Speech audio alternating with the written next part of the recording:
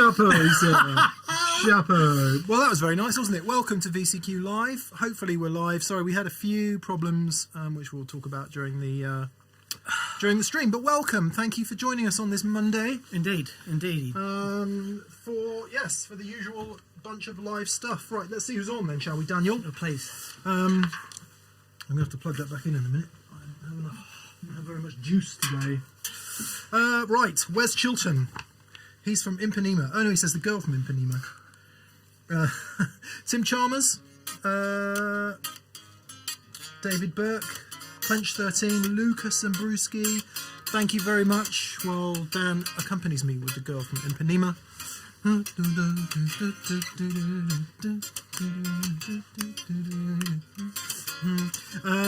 Big thanks to BV for moderating today. BV. And Jonathan Harvey. Hello from sunny Norfolk. Hi. Hello. Personal Nadir, Michael Krause, Steve Kirby, Frank Lippens, Andrew Nuttall. Oh, Hot Black Desiato. Is it Technical Hitch Monday? It is. Pretty much. We have like a bunch of different softwares all trying to talk to one another, and some other things. So really aging computers that seem to be struggling a bit. So we might buy some more stuff. If you can't work it out, chuck money at it. That seems to be the usual answer, doesn't it? Yes. Just keep chucking money at it. A bit like a guitar rig, really. Or children. And for all of you who want to say, please contact Gretsch and ask him how he does it. I have been talking to Gretsch over the weekend. Yeah. Did you have anything interesting to say, Dan, about why we're so rubbish at live streams? No. He was very complimentary. Same as JHS boys. They're like, how do you do that?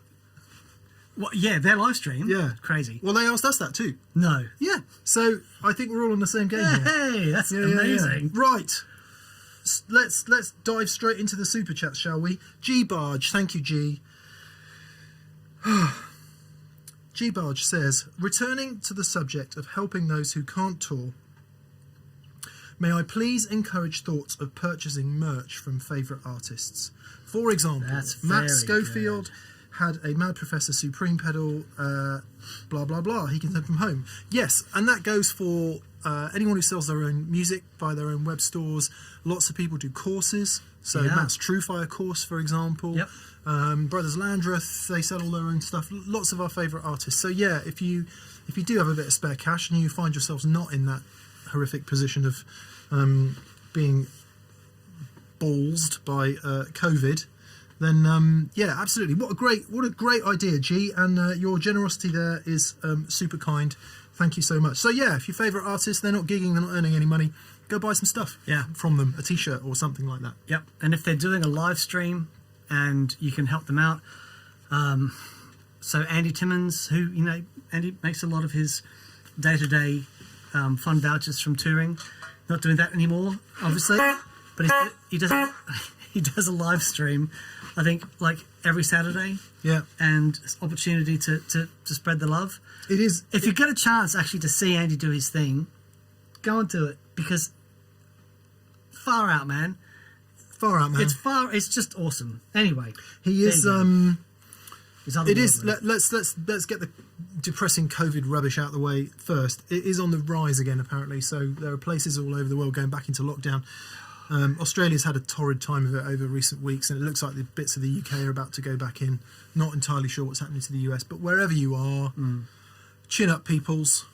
Yeah. We didn't think it would go on for this long. It is going on for this long, and it's going to go on for a bit longer. So it will end. Yes, we will get through this. Yeah. But I don't know about you, Dan. I've become a fan of not looking at the future and just simply living in this moment, making the most of this very moment. I like that. Yeah. Yeah. The quality of your consciousness at this point determines the quality of your consciousness in the future.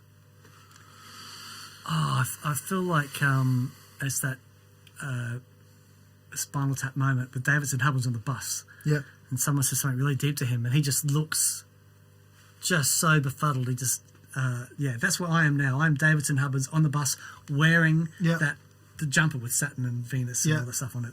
That's been made for him by his girlfriend, that she made him wear on the bus. That's where I am right now. So thanks for that. She looks like an Australian's nightmare. Especially when the dress is like an Australian's nightmare. Volker Wolfhart which nearly says Wolf Fart, which, with apologies to you, is semi-amusing, says... every time I'm in Germany, I drive past the sign that says Ozfart. Yeah. I giggle. Seriously, because that's the level that I operate at. The limited touring I've ever done in my life, one of them was in Germany, and I swear to you, you need to speak German for this, by the way, but our rhythm guitarist Steve genuinely said, "My God, this Ausfahrt place is massive."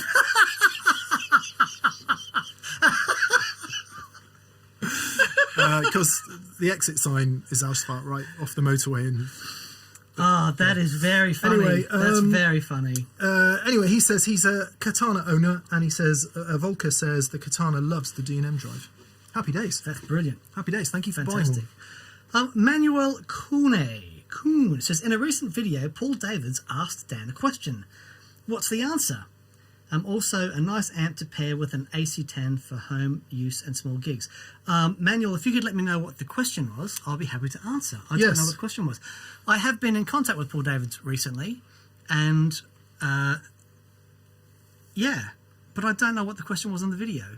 I must confess, I watched a lot of his videos, but I haven't seen that one. I must have missed that one. So, Manuel, please let me know, and I'll do my best to answer you. Mark Lavinish says, love the sound of my cheap compressor for my clean tone, but hate the hiss. Can you recommend a quiet, good-sounding one that is reasonably priced? Okay, so the problem with that is you're using it to boost by the sounds of it, so you're boosting all the hiss that's before the compressor, and indeed all the hiss that's after it. So it might not be the compressor that's hissing. It might be hiss elsewhere in your chain. Is that fair, Dan? That's fair. A compressor, so it depends on the sort of compressor that you get. If you use something like a Dynacomp or the variants thereof, remember the Dynacomp came before the Ross compressor, so really the Dynacomp is the bred all those sort of things. The Dynacomp is what we call a toothpaste compressor, where it brings up, not only squishes the loud volumes, but also brings up the low volumes. Because of the way you would squeeze a tube of toothpaste. Exactly. I've never heard that before. Whereas a normal compressor, it simply brings down the loud stuff, and you control how much, like the ratio, how much it brings it down, the knee, all that sort of stuff. But in guitar land, the MXR also brings up the quiet stuff, right? And that's not to be confused with making up gain in a studio type compressor, because it's a different thing.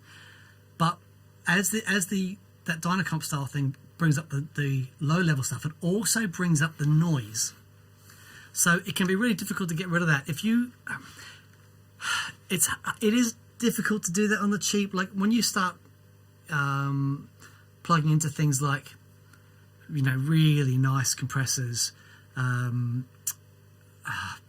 High-end audio preamps. Yeah, anything that has to be quiet. Origin compressors and things like that, you generally don't get those problems. Yeah. But, gain, as soon as you start adding more gain in there, you're adding more noise. So, it's a balancing act. It is. I guess you need to get some handle of whether it is the compressor doing it or whether it's just noise in the rest of your signal chain that's being made louder. Yeah, totally. If you can put your finger on that and it definitely is the compressor, just do what everyone else in the world does and buy a Wampler Mini Ego compressor. There you go. Isn't it? Yeah. They sell tons of those things. Right. Rockford Santa Cruz says, hi guys, sorry I'm late. Have I missed anything? Nope. Same old rubbish every week. G. Barger says, love the tomato tea. It's the tomato. Oh no, I haven't got mine on. The tomato tone. You have to go and get yours on. I have to go and get it on. All right. Sorry. Sorry about that. Too much. Too much worrying about stuff. Let's get Eagle Ray Rob's question underway. Thank you, Eagle Ray Rob, for your question. He says, greetings, Dan, Mick, and TPS crew. Fraser's joining us today. Great show on Friday. A question unrelated to Friday's show, however. Source Audio Reflex MIDI controller pedal is discontinued. Yes. What should he buy instead? Which is an entirely appropriate point for me to leave the room. Okay. So I've got the Source Audio Reflex, and so what that is, it is an expression pedal that has a whole bunch of separate expression outputs on it, as well as a MIDI controller that you can send out a bunch of different CC messages, and it was really clever. It's a very difficult pedal to make, and in production I think it was sort of cost them a whole heap of money to get it just right. So I think they had to discontinue it. What should you get instead? It's a really tricky one. It depends what you're trying to do. If the reason that you wanted the source audio was to send out CC messages, then have a look at Fraser, who does the MC6? Morningstar. So Morningstar have little MIDI controllers that you can plug an expression pedal into and send out some MIDI information. So yes, that one. But of course, if what you're after is just an amazing expression pedal, Mission, for my money, make the best expression pedals in the world, and they also do a thing called an expressionator, which allows you to use one expression pedal and have it control multiple devices. So in that sense, it's just Mission stuff. You can't go wrong with Mission stuff. It's really fantastic. I was hoping you'd get there. Yeah, that's the one when I can't remember what we were doing, some MIDI stuff or something, and you got that out, and I was like, wow. Yeah, it's really, really cool. Andreas Johnson 1990 says, did you see Bonamassa's live stream yesterday? Some absolutely killer tones from Joe. Two things. No, didn't. Two, surprise. I mean, that guy is tone, isn't he? Yeah. You look him up in the dictionary, it just says tone. Tone. He's a big photo of his. Yeah. Be interested to know what they probably. I mean, Joe. I don't really know Joe, but I used to know him semi-well. We saw each other a bit over a period of a few years there through guitar magazines and stuff. Mm-hmm. And I have just endless respect for that guy and his work ethic. Man. The amount he works is... I mean, of course he's supremely talented and bloody brilliant, but on top of that, his work ethic is off the scale. Yep. He, I would imagine, has amassed enough cash to really do everything properly. Like in the days when nobody did it, he was travelling with his own PA, his own sound guy, everything, just so that he could bursts. Yeah, that he could control everything and do, bring his thing the best as he could possibly bring it. Yep. So I would rather suspect, I shall watch the live stream, that they've done it properly. Yeah. No messing about. Yeah, sure. Hopefully. Stephen Wilson says, if Dan is still looking for a jazz box, he should have a look at Westfield guitars from Tokyo. Kurt Rosenwinkel plays them. Thanks for everything, guys. Stephen, I've been chatting to Kurt Rosenwinkel this week. And when we can, we're going to get him on the show because he is incredible. I adore his playing. So, I'm a massive fan. But thanks for that. I'm sort of 175, I think. Yes, this is probably a stupid thing to say at this point, but ATB Guitars have got a really nice Memphis 175. They don't normally do reissues, but they've got one, and I'm telling Dan I think we should buy it. So Mike, I need to come see you anyway, but if you could just put it at the back, Mike. Yeah, or just put a hold sign on it. Can anyone remember how I see the top chat, the thingy chat window? Do I have to go into... Because we're missing all the super chats. Okay. I don't... I've got them here. It's so annoying. We've missed loads. Okay. Well, I'll keep going this end. Okay. Mark Lavinish. Can open baffle speakers work? I have a gorgeous design that Son, my fiancé, might allow in the living room. Want to do a WDR with 6 EVM12Ls. What? If your gorgeous fiancé is up for that, then marry her immediately. 6 EVM12Ls. I'm assuming you mean a wet dry. You got a WDR. Is he saying wet dry ret? So open baffle speakers. What does an open baffle speaker? Does that mean that there's holes in the baffle board? It either means that or it means just an open back cabinet, does it? And it says open open baffle speakers work? If you're I don't talking know what that about means. like a baffle board that's open, they can work. And ported cabs and stuff like that. There's some really interesting designs with that stuff. Actually, there's a cab company that make these fascinating sort of ported designs. What's the name? Can you remember the name of the company? They got like their V. Barefoot. It's like barefoot, but it's not barefoot. It's something else. Barefaced. Barefaced. Check out their cabinets. They're amazing. But look, yes, they can work. They just have their own sound. David Rutledge says, "Hey, from Nashville, wearing my new TPS t-shirt my girlfriend got me for my birthday. Happy birthday. Love you guys and thanks for all the education. Mate, you are so welcome." And Nashville is going to be one of the first places that Mick and I go to when all this foolishness be done. I cannot wait to get out there. We're going to go and hang with Uncle Larry, which is going to be just awesome. And do some... I'm really keen to go and hang out with some country guys and sort of bend their ear and find out what they're doing to get that awesome thing. I think I found them. Oh, well done, mate. So we missed one from Matt Lloyd right at the top of the show. Matt, sorry, man. Glad you guys are finally taking a little time off here and there, he says. Yeah, we did last week. We weren't actually. We were working, albeit working. Do you know of any tube preamps that will give the high watt DR103 tone? Oh, it's a really interesting question because very it's such interesting. a unique sound, the high watt. And to be fair, the high watt sound is as much about the back end as it is the front end. The design of the high watt's really interesting. The power amp section, it's there's a lot in common with old Marshalls, but you look at the power amp section, it's like an old hi-fi. There's certain elements of that in there. It's massive. Somebody open, told clean. me it wasn't entirely dissimilar to an Ampeg SVT either. Right. Which could be entire lies. Yeah. Matt also says, what about the Victory line of preamp pedals, the V4 series? Would love to know what you think. Yes, the Victory V4 series is one of the only things on the market, if not the only thing, where you can patch it into your amp in such a way that when you turn it on, bypasses the preamp. It bypasses the front end of your amp and hits you straight into the effects loop return. So it gives you like another channel of your amplifier. It's so cool. adding to things like Hot Rod Deluxes or Deluxe Reverbs, or no, not Deluxe Reverb, doesn't have an effects loop.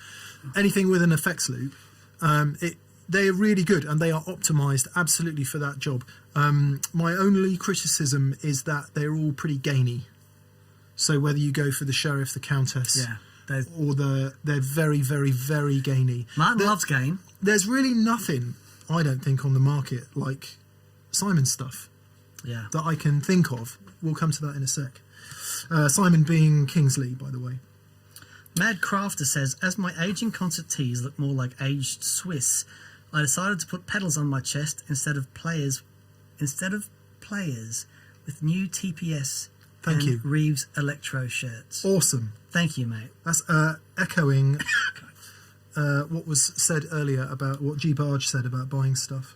Yeah, that's great. Yeah. Vibas Patil. Vibas, nice to have you on board again. How many do you think can be run in series without using a switcher? I'm confused. As I see folks as Bukovac running 12 to 14 pedals without losing any tone, what are the pros and cons of doing this instead of using a switcher?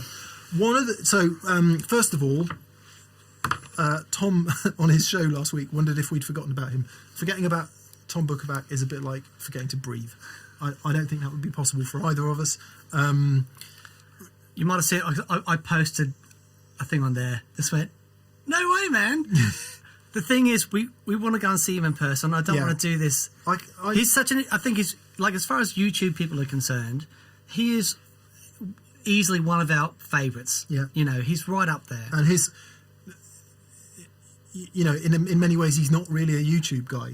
He's a pro guitar player of the absolute top, echelon, highest order. So the respect for Tom, his musicality and everything. In fact, Dan and I are listening to quite a few records at the moment going, what if that's Tom? What if that's Tom? Yeah.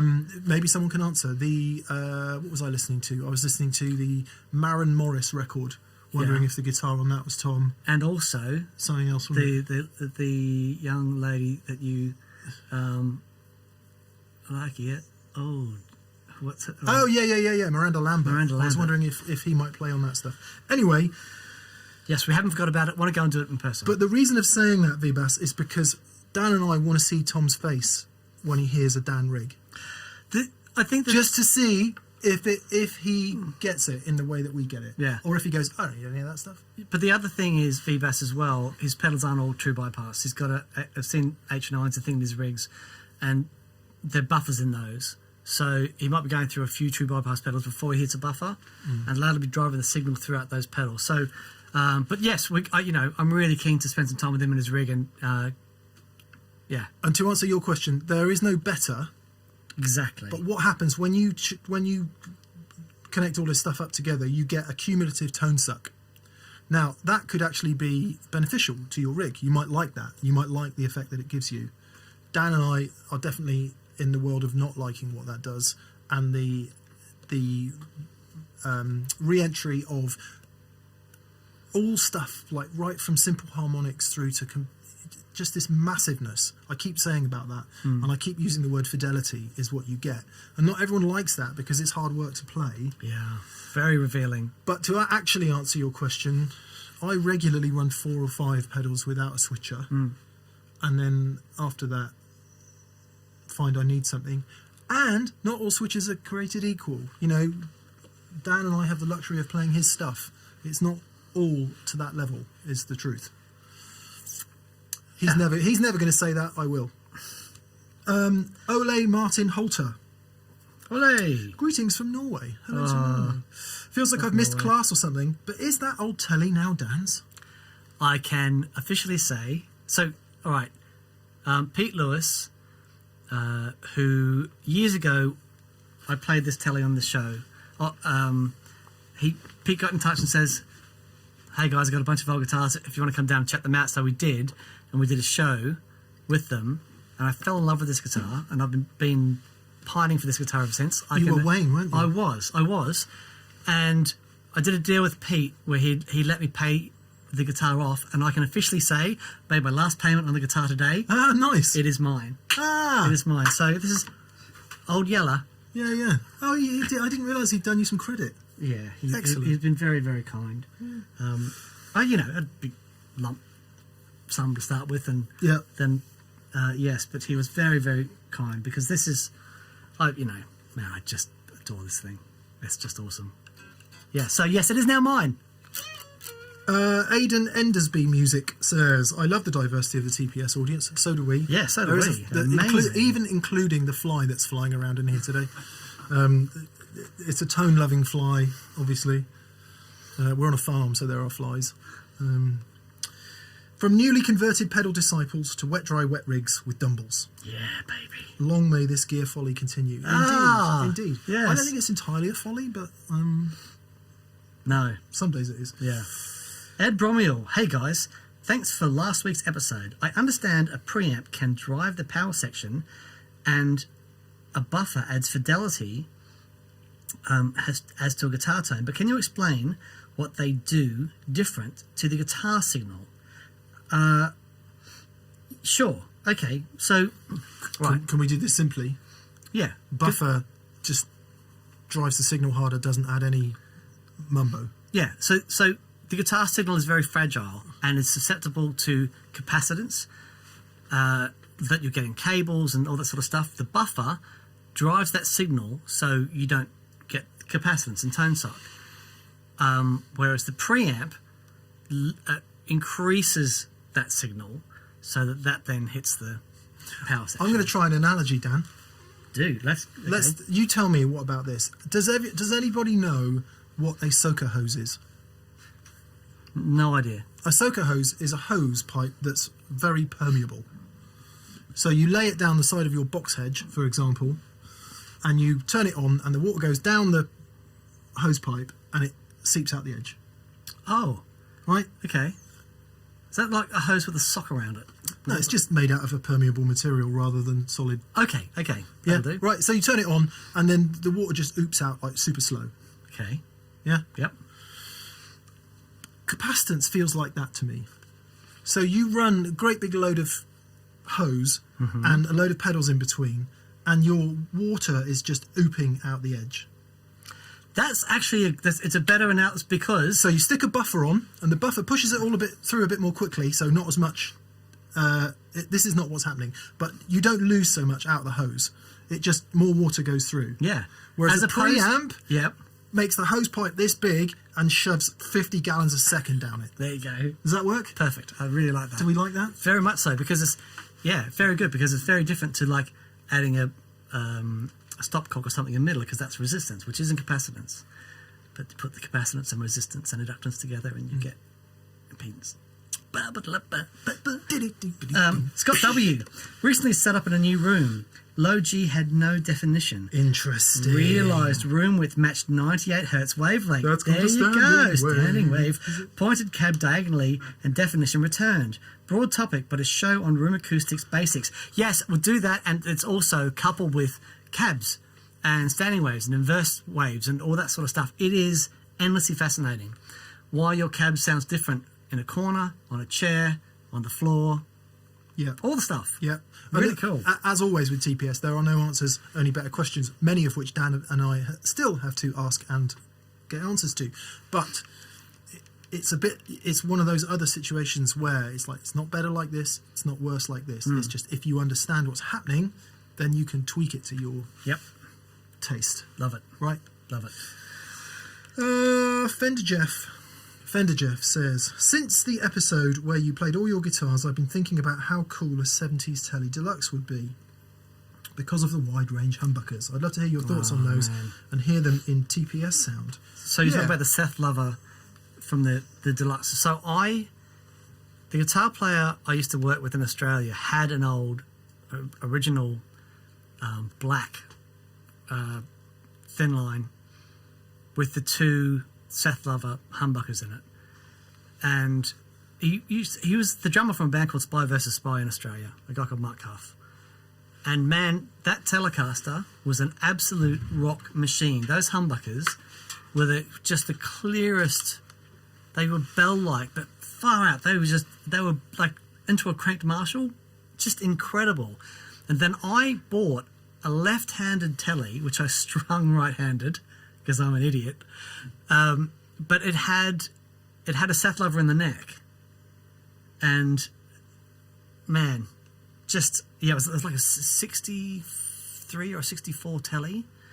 But yes, those Seth Lover humbuckers, like a really early humbucker. Those things, they're just sensational. Yeah, very different design from your normal humbucker. And the ones that have been added to Fender guitars over the years aren't necessarily the same as the old ones. Yeah, they might look the same. There are a handful of pickup makers who make authentic modern ones. We should look into it. We should. It's not something I know anything about other than what I've just said. So, yes. Ian says, recently sold my Katana and upgraded to a George Benson Hot Rod Deluxe and a JHS double barrel. I finally understand what you mean by feel under the fingers. There you go. Hooray. There you go. Yeah, it's not for everyone, but for those people who it is for, it does make a colossal difference. I was driving here today, and who did I have on in the car? It was a playlist. Well, who's the only guy I have on in the car at the moment? Oh, Pat Martino. Pat Martino, right. So I was listening to his Live at Yoshi's album. And if you want an example of feel under the fingers and like sonically, just go and check that out. The dynamic range, just for that clean sound. Oh, just awesome. Thank you. Okay. Yes, but that's So anyway, so I had to bring that up. Any chance to mention Pat? Danny Boy says, good day from San Antonio. Hello, Good day, Danny sir. Boy. Many thanks for getting me back into pedals and playing guitar. Are there any bucket list guests you'd want to have on? Michael Landau. Yep. David Gilmour. David G. Gilmour would be really good if he was actually up for it. Who else? I would love to get Brian May in. Yeah. He'd be amazing. Anybody really. Anyone who's great. They're all kind of bucket list in a way, because one thing... P. Cornish. I want to get P. Cornish on. That's a good shout. Bucket list. That's a good shout. So we'll have to honk some people there. Brian May, Michael Landau. I've only talked to P on the phone. I can half honk David for a phone conversation. All right. You're part by the... We can sort of... for Pete Cornish too. I'll tell you what's interesting. All those people would be totally, totally wonderful to have on. But in some ways, I actually prefer talking to people we don't know anything about and who haven't been in every guitar magazine. Right. Because the stuff you learn from them is amazing. Yeah. the show that we do with Kurt Rosenwinkel is going to blow your minds. His sound is incredible. His harmonic knowledge, his sense of harmony is just... He's like Jacob Collier on guitar. Yeah, he's just unbelievable. Yeah. Uwe Landsberg says, "Hey Mick and Dan, love the show. Thank you. I'm using an EAE, don't know, sending an analog delay with FX loop. Recommendations to try in the loop. I'm using a Walrus Julia."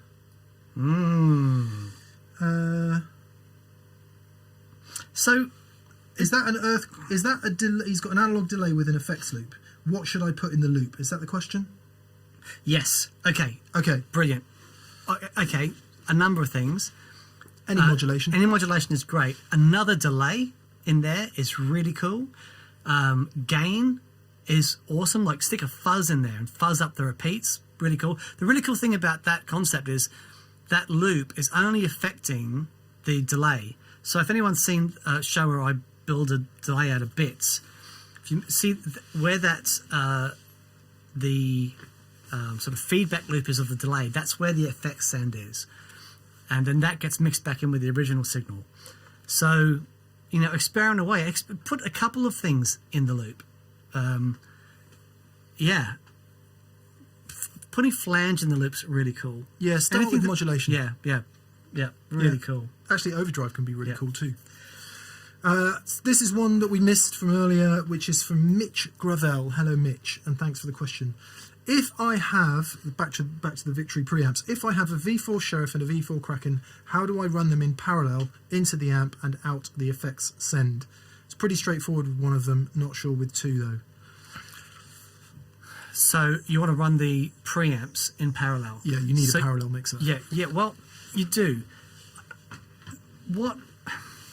If you're running them in stereo, like we are here, so what's happening with this signal path is we've got the DNM drive, the Origin, the JHS Clover, Blackbird, and they're going into the front of the Constable and Maiden. Now, that signal is split before it hits the Constable and Maiden. So if you imagine these two preamps here, the Constable and Maiden, like the preamps from your Victory amplifiers, if you split the signal before you hit the preamp, and then take the sends from the preamp, and then that into your stereo effects, then the stereo effects out, back into the return, you are, in effect, having your preamps in stereo, and that's exactly what Rabea does. Yes. She has both preamps going at the same time.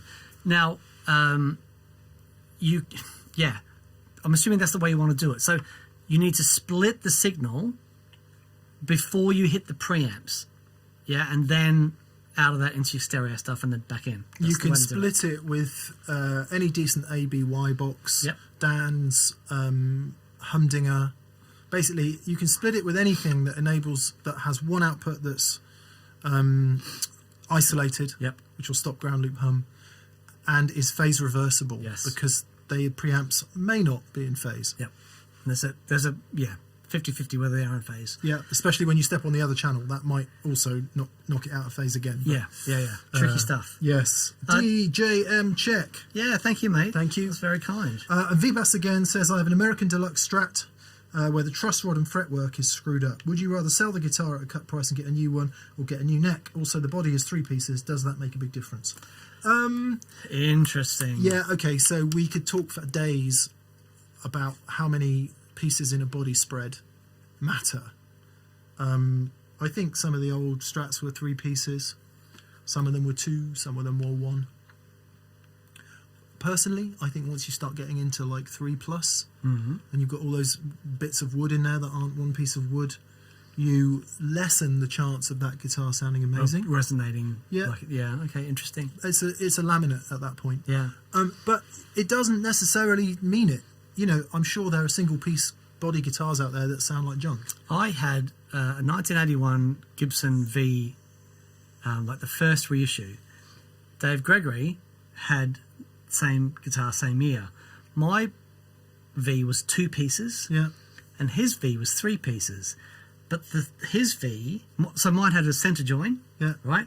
but his V had this like a center block and the wings on the outside, right? His V destroyed mine. Yeah. Absolutely destroyed it. Which just goes to say, you'll know if that guitar talks to you, even if the frets and the truss rod are not in a good state. Truss rod should be dead easy to sort out, frets not so much.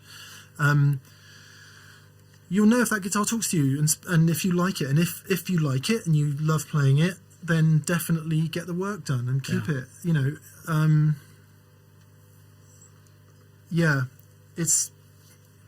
And what talks to one person about a guitar is not what the other person will necessarily like. Unfortunately, there are no answers and better questions. And the best question of all is, do you enjoy playing it? Yeah, but that question itself is really interesting because you need to be honest with yourself about that.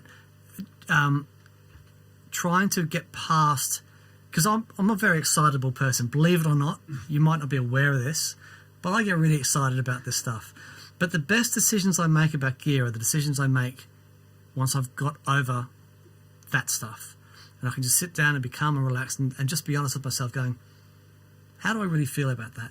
Because it might be a bit of gear that I've been waiting to get, and that builds up anticipation, yeah? And you feel different when you finally get it. It's after you've calmed down, and then you can be really honest and say, how do I really feel I've watched Dan do this on many occasions where he's super fizzy about something the second it gets into his hands, and then 3 months later he's like, not sure about this. We need to hurry up. We do. So, Logan Littrell. Hi, guys. I'm 23. I've been playing for 12 years. I feel stuck in my guitar journey. I'm a decent player, but when I watch Joey Landreth play, I weep. Is it too late for me to become a truly great player? Logan, shut up. You're 23. You're 23. I had a birthday this week. I turned 49 this week, right? And I am learning more now than I have ever because I love it just as much now as I've ever loved playing guitar. Yeah. Logan, I want you to go onto the internet.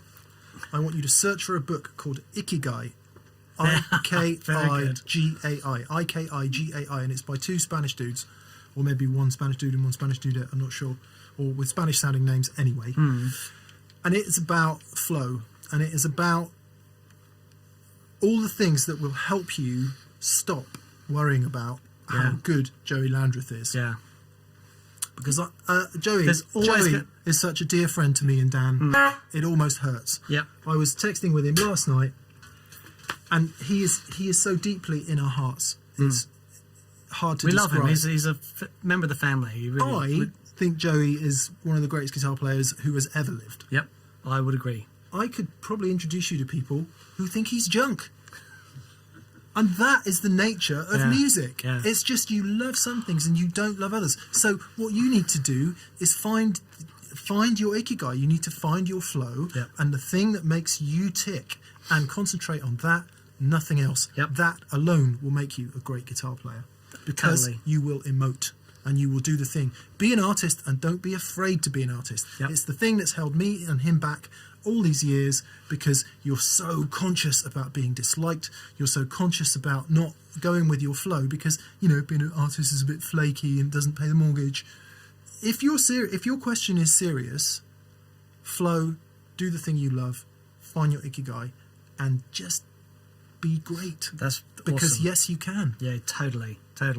You know, totally. Yeah. Right, Michael White, you both mentioned the fidelity and enormous headroom of the tomato tone. What part of a pedal circuit gives it more or less of this? Just voltage? Okay, so... Voltage is part of it. Voltage is part of it. So, so voltage is potential, okay? And if you've got a circuit that will allow you to amplify your signal to a point where you can like amplify it hugely, but before it starts caving in and compressing, that is part of it. Then the other part is balancing that up and not making it sound sterile. And what we love about the tomato Trini Trin tone and the you know, things like the what's the other one? The come on, Klon. brain. Kingsley stuff. Yeah. That Boogie power amp. Is they've got that balance right between having this amazing clean headroom without it sounding sterile, and that's where that you get this fidelity and the feel under the fingers and all that sort of stuff. That's where that all comes in, and that's all really creative, informed, clever design. But to do that, having higher headroom in there, and that's part of the, you know, the allowing the voltage that comes into the AC voltage from the guitar, having enough room for that to be able to amplify and swing without it being, you know, without it caving in itself. Yeah, which is not to say that if you know, got some small sounding pedal and then just suddenly gave it massive voltage, that it would sound any good. Everything matters. Yeah, absolutely every But, little thing matters. you know, you look at the fidelity in studio gear, some old rack gear, guitar amps, they do tend to be fairly high headroom and powered off some significant voltage. Yeah, if you think of, so I think the round-to-round voltage in the high watts like 450 volts DC. You know, and I've found that all the amps that I connect with, I mean, the you know, in the Matchless is crazy as well. All the amps that I connect with have that. Yeah. You know what I want to get is a major, Marshall Major. Oh, 200 watts? Yeah. But it's 200 watts out of 4 power tubes. So apparently they're running some crazy high plate voltage. Right. Yeah. And I had someone made an amp once that I played that had crazy high plate voltage. And you would think that it would be this stiff, difficult thing to play, but it was the absolute opposite. Wow. So anyway, that's for another day. But yes. Harry says, I know this isn't relevant to this video, but have any of you tried the 18-watt Marshall 1974X with the EL84s? Yes. There we go. Yes. I've got a version. It's not a Marshall one. It's actually got it from Mallard. Mallard, that's the one. Yeah. I actually prefer the 2061 with the solid state rectifier. Yes, the 20 watt as opposed to the 18 watt. Yeah, the 18 watt one just has up a bit too quick for my personal tastes. Yeah.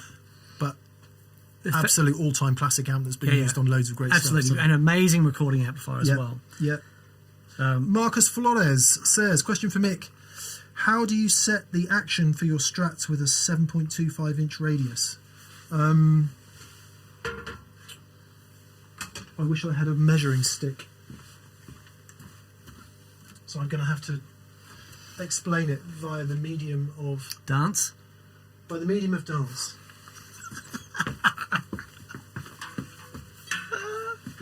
No, I can't.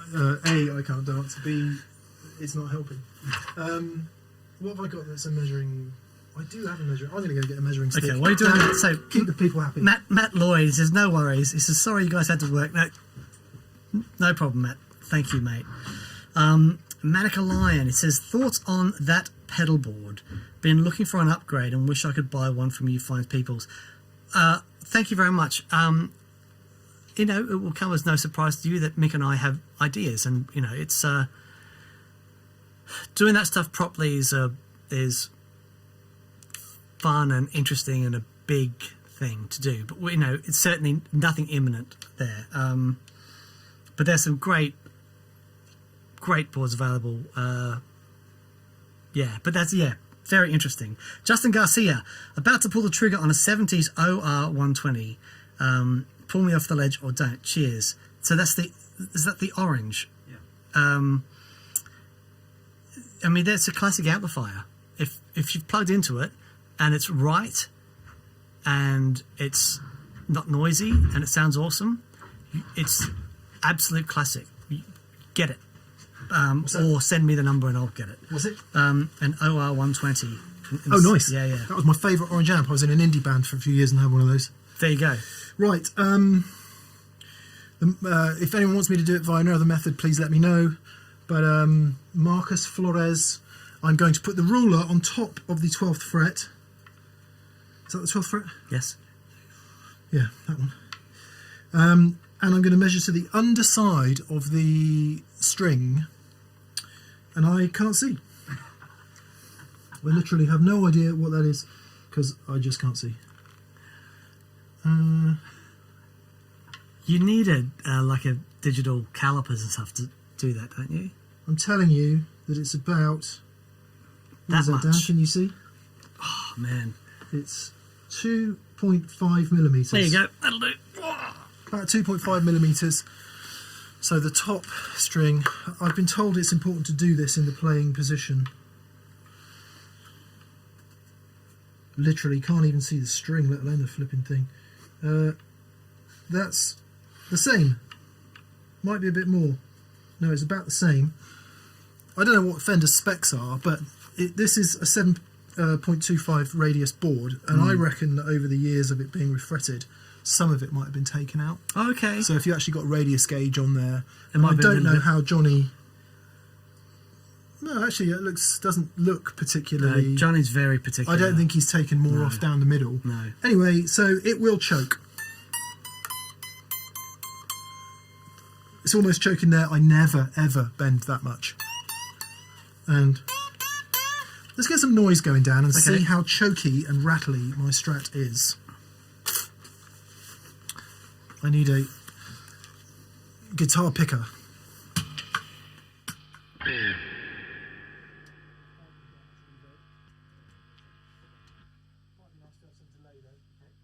Fraser?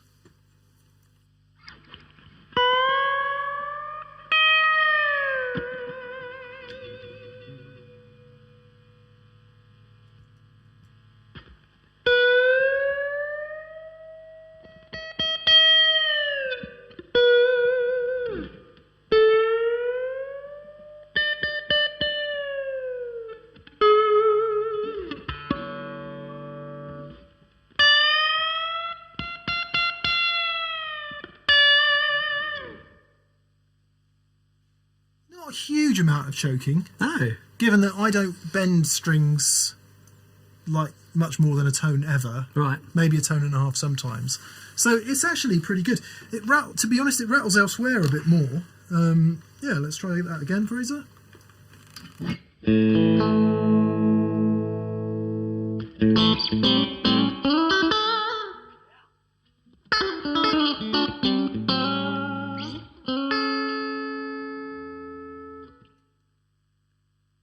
That I don't bend strings that far that much because it's gone so far out of tune.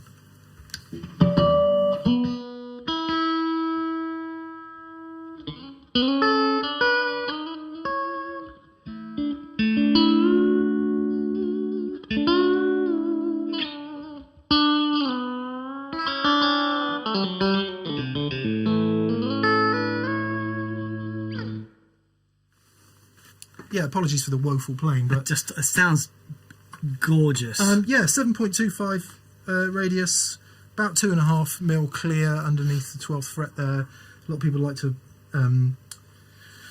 measure at the 15th fret, but that's some idea of where it is. Yep. Not too choky at all. There we are. Yeah. Bassman Dudage.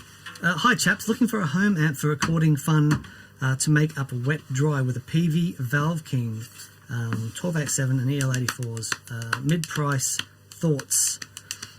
Blackstar HT5 Yes, that could be cool. and Pro Junior. Pro Junior or a Princeton. Yeah, Princeton. Princeton. There Princeton. you go. There you go. Done. Princeton. Yeah, that would be cool. Awesome. And Jolly Willard says, preamps on my board, Broadcast and Soldano Supercharger, SLA preamp. How does Andy Timmons use low guitar volume into high gain for clean tone? I tried it with these preamps and it was awesome. So what Andy will do, he will tends to run the amp pretty clean, but he has the volume on the pedals, like he hits the preamp of the amp pretty hard, and that makes the amp really responsive. And he has treble bleed in his guitars, and I mean I've never been able to make a treble bleed work, but that tone that he gets with the blues driver and turn the volume back, it's just the most delicious clean tone ever. Yeah, so yeah, very cool. DR, thank you, mate. That's very generous. And Tim Chalmers. Thank you guys for the education. I found TPS near the beginning of the shutdowns and have learned tons watching old shows. Come to Oregon. Thanks, Tim. I got in touch with Andy Martin, that you will know from Andy Demos and from PGS and all the stuff that he's done. So he lives in Oregon, and I know that there's been loads of fires and stuff. So big shout out to everyone from Oregon. Hope you're all safe. Yeah, we'd love to come out and hang out with Andy because it looks beautiful. Robert Frost, Dan buying a 2013 Gibson SG Supra. I saw you reviewed one on Guitarist. Did you like it? I think, Robert, you mean Mick. Yes. Then he says, sorry, I meant Mick, not Dan. So I will get Mick to answer that for you. Before he gets here, David Burke says, I think you need to create a fly rig for your buzzy little visitor. Thanks for everything as always. Can you see him fly around? No. No, okay. He was just there. Mick, Robert Frost is buying a 2013 Gibson SG Supra. Saw that you reviewed one in Guitarist magazine. Did you like it? I did. I really did like it. That started my gassing for SGs again. Really? Trying to remember what was interesting about the Supra. One of them had a piezo bridge, I think, or at least some other conkers in it. It was a red one, and there was a yellow one, and I really did like them. I always think with SGs, there's just not that much that can go awry because it's a really small bit of wood. Mm-hmm. It's thin. Yeah, I think you stick a couple of humbuckers on there, and as long as that neck's not too whippy, exactly. Yeah, and yeah, definitely. Then it's got a really good chance of sounding good. I think. Yep. I'm really gassing for an SG. Yeah. Well, there you go. One SG, 1175. Yeah. Boom. Steve Rideout says, thanks for being you, and thanks for creating the endless quest for more and better gear. Home rig is now wet dry. I have a 78 Vibrachamp wet and the HT1R dry. Oh, yeah. What's a better option for the dry amp? What? Man, that's really cool. Just something with a bit more headroom, Steve. Yeah. So the HT1R, from what I remember, is a pretty small thing, pretty boxy sounding thing. So something with a slightly bigger cabinet, bit more headroom, and I think you will get a great deal more fidelity, as we keep talking about. Yeah. HT5 would be a good shout if you don't want to go too far up the chain. We are going to do a show on like the ultimate home rig, and going wet dry at home is such a fantastic way to get a sense of depth without it being loud. Yeah, it's a really, really cool thing. Eric Siegfried says, cheers from Palm Springs. Hello to Palm Springs. I think Hello. Randall Smith lives in Palm Springs. Really? Of Mesa Boogie fame. The VCQ shows is a must every week. Thanks for all you guys do, and those shirts are awesome. Yeah, we must say thank you to Catherine, yes, who laughed so much at our inability to say or tomato tone. Or tomato nay. Tomato nay. She had some t-shirts made for us. Yeah. So yes, thank you, Eric. Brilliant. Brandon Smith 85. Thank you, mate. That is so generous of you. Wow. Hello from NC USA. So North Carolina, Connecticut. No, it's just Connecticut, isn't it? NC. North Carolina. North maybe. Carolina. Yeah. Thanks for making this year less terrible. I want to mix the signal for my reverb and delay pedals together in parallel. What board-friendly solution would you recommend? Effects a post-amp into two monitors via cab sims. Dan's not going to say it, but he makes a box called the Wetter Box, which is absolutely purpose-designed and the best thing you can possibly buy for doing this. Thank you. I mean, there are other things available. I think the thing about the Wetter Box is, well, it's stereo, but also the... because I love blending stuff in parallel, and the expression pedal option on there is a lot of fun. What else is there? Could you do it with an ABY box? You'd have to have an ABY, then you have to have a mixer at the ends. But you can do it. Just getting all those things together. I suppose you could do it with just a standard small audio mixer. You can do it with a small audio mixer, absolutely. As long as you've got to split the signal before it. Yeah. And then get it into the audio mixer. And then you've got to be able to change the phase of a signal, case you're out of phase. But yeah, you totally can. Get the gig rig Wetter Box, and Dan's kids can have turkey for Christmas. Scrawford Music. Hey guys, happy Monday. Just want to add that many artists leave their Venmo, PayPal or Cash App details in the captions on their video. Adrian Legg does. Another way to support homebound artists. That's really interesting. Yeah, nice one. Yeah, well done. Yeah, that's true. So, if there is anyone that you want to support, go and check out their the details in the. It's funny, a lot of people don't do this, but when you watch a YouTube video, there's the description box, and I mean, in ours, Mick does ours, of course, and the description is brilliant. So always worth checking out. But also, is that where you timestamp? Yeah. In that area there, so it's all in that description box. But a lot of artists will put their PayPal and that sort of information in there. So if you want to support them, go and check out some of their videos and see if that information is there. Andrew Davis, I asked recently about an amp like Mix 2 Rock for the type of Maya tone, but cheaper. You suggested the V140. Should I go for the V40 Deluxe, as I'll probably only ever use it at home? Cheers. Yeah. But you know what? Still get the V140. Instead of a V40 Deluxe, I would probably look at a Fender, the thing we just bought.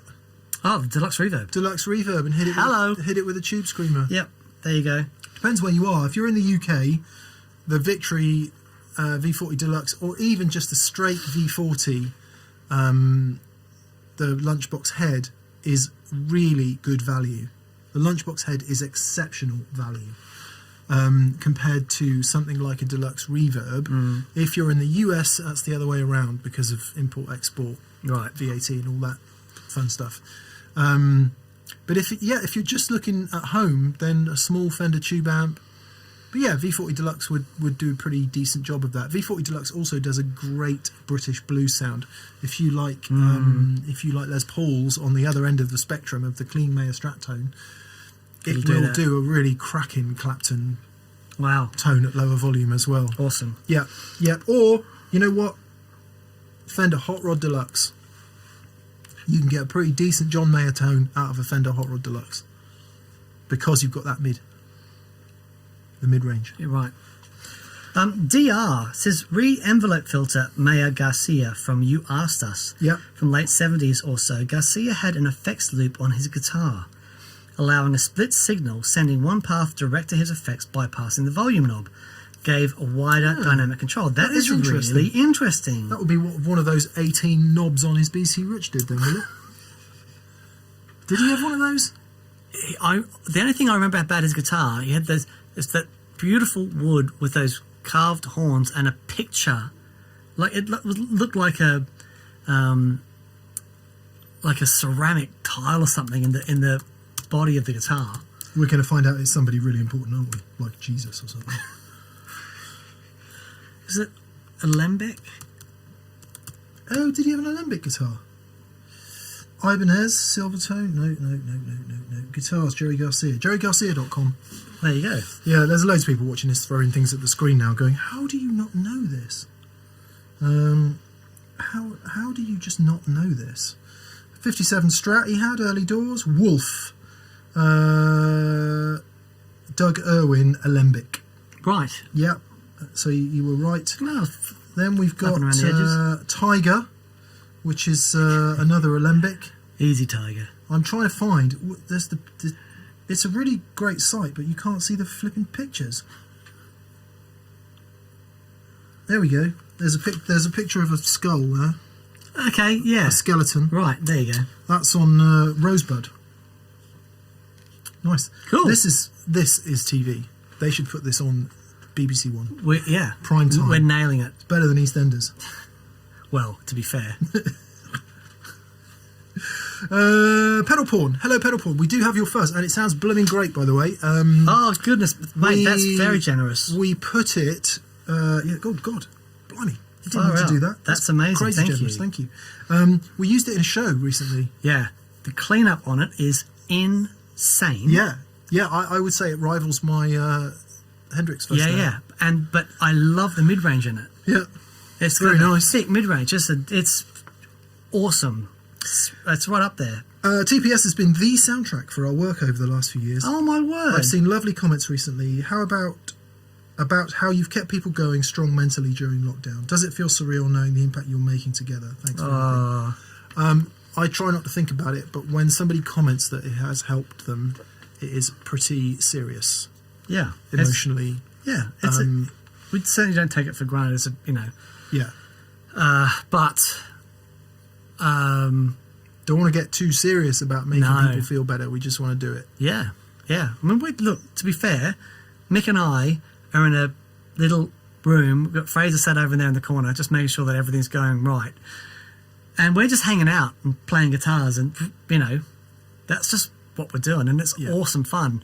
And we feel really honoured and blessed that you guys can all just sort of hang out with us. We love doing this on a Monday. Yeah, it's such a different vibe actually doing it live and just reading everyone's comments and stuff.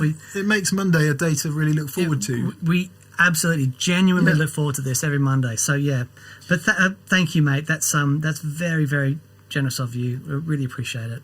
DJ Mcheck says, as a child of the 80s, I can't have a clean tone without subtle modulation, i.e. Jamie West Oram of The Fix. Chorus has been... sorry. He is the cousin of the drummer in the band I was in Brisbane. There you go. Sorry. And continue. Yeah.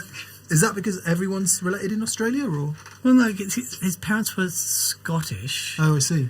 I don't know where Jamie was from, but... Was Bon Scott Australian, or was he Scottish? Oh, I don't know. I mean, surely he was Australian. But no, Angus surely Young, he was he's called Australian. Angus, for goodness sake. There must have been some Scottish heritage there. Yeah. Have you ever heard Angus's mum talk? No. Yeah. Is she a Scot? Yeah. From memory, I've heard her, like she was talking about her favourite song being Highway to Hell. And from memory, all I understood in the sentence was Highway to Hell. Yeah. Apparently she liked it a lot. Right. Yeah, there you go. Okay. Apologies to everyone we just offended with that last segment. We try to be equal opportunity offenders. Anyway, all just offend everybody. Yeah. DJ Mcheck says, so instead of chorus, how does Dimension C work for that purpose? Well, Dimension C is that purpose. Yeah. That's what Dimension C is. Yep. And if you want that sound, that's what it is. Yep. Yep. Totally. So absolutely get one of the Wazza jobs, but don't run it after your preamps because it can't take the headroom. Right. Or it doesn't have the headroom. Man. Daniel Webb says, Dan, is your Gretsch a G6228 FM? No. How does it compare to a Les Paul? I think you've said before you prefer it. I already have a Gretsch centre block players edition with the same pickups. Not sure. So you're referring to the red one. And it's a broad jet with V stop tail. And it's an extraordinary guitar. Yeah. Whether that is a G28 6228, but it's not an FM because I think FM means flamed maple. Right. I could be wrong. How does it compare to a Les Paul? Its area. I know that sounds silly, but I think if you put it on a scope, you'd see it pretty strongly. Yeah. My Les Paul is very thick and tight. Yeah. That has got. There's more air around it. There's got a crisper top end. It scoops out a load from between about 250 to 1K. Compared to the Les Paul. Yeah. Definitely. But it's not just about EQ, it's also about dynamic response. Because to me, it's slower to respond than the Les Paul. Yep. So it's got a little bit more give. Yep. Now, whether that's got anything to do with the fact that it's fundamentally a hollow body underneath that, I don't know about that, because that would be my description of a hollow body guitar. It's got less. It's got less kind of front of the note, and more. It's exactly that. My super chats are running up the screen. We missed Mark Lavinish, who said open baffle means no back and sides, just a thick slab of wood with two speakers. I've literally never heard of that. No back and sides. How does that work? Yeah, I mean, I would have thought that would have sounded awful, but it obviously doesn't sound awful because it's obviously a thing. Wow. Okay. Jason Carapazzi, thank you, Jason. He says, I have a 68 Deluxe Reverb and I want a Plexi-type to be my dry in a wet dry. What do I need to be aware of? Just matching wattage, or is there more to it? Suggestions on an amp, preferably with master volume. So the 68 Deluxe Reverb doesn't have master volume, does it? I didn't think. definitely look at a 2061 and definitely look at 1974X. Those are the two Marshalls I think that would pair really well with those. But then get into Friedman's line and have a look at the various lower wattage stuff he does. Yeah. TM. Sorry, did the question get answered? Sorry, my things are now shooting up the screen. I can't stop it. Okay, well I've got them in order here. Okay, cool. All right. Jarrett Oldenburg. So sorry if that's not really a good answer, Jason. The other thing you might want to try is the Marshall Studio Vintage series, but something in that sort of 20-watt mode for a Marshall is a nice place to be. It depends how loud you play. You know, if you play loud, you could look at a JTM 45, but then that's cumbersome. Yeah. A lot to carry around. 2061 would definitely be my choice. Or if you don't like quite that much headroom, a 1974X. I think it's X. X might be the cab. I don't know. Anyway, the 1974 1x12 18-watt combo with tube rectifier. Lovely. Jarrett Oldenburg says, "Hey guys, I found an RE201 for $1,200 near me.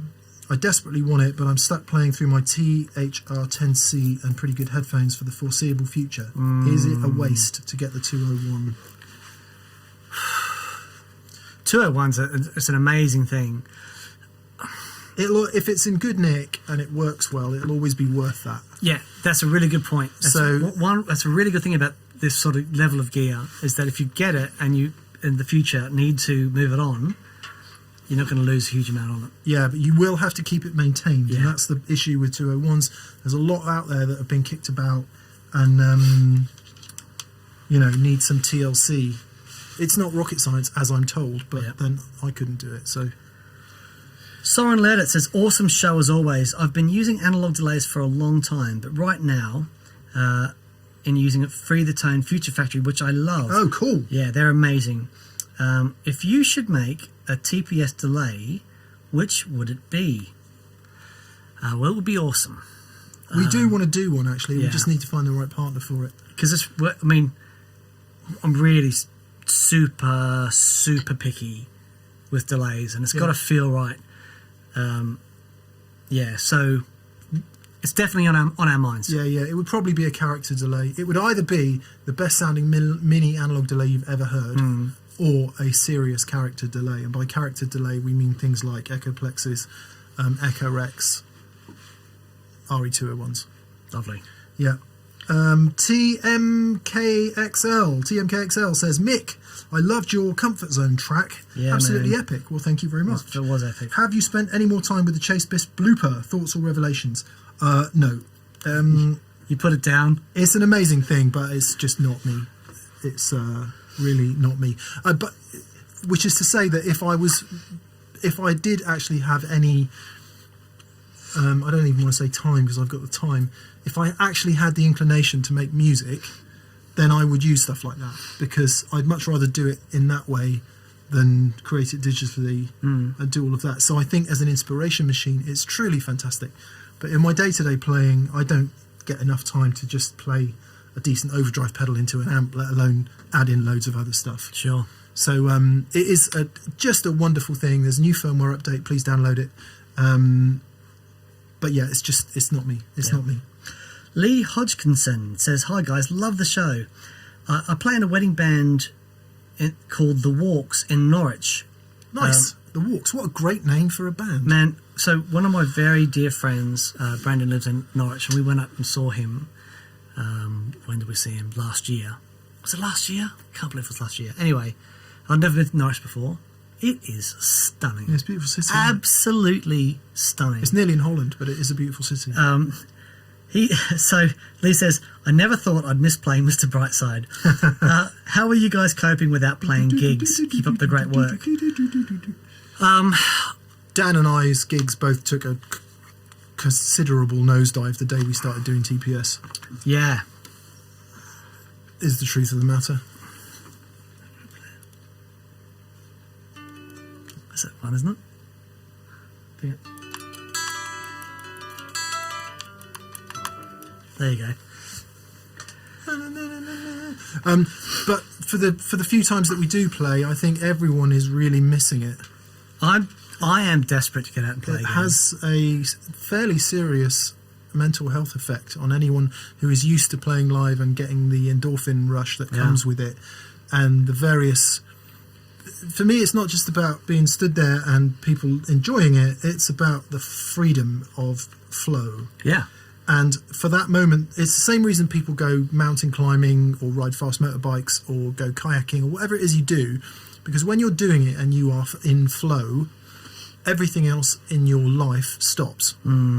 Or at least it's just not there. So you're not worried about the future. You're not worried about the past, apart from those last terrible notes you played.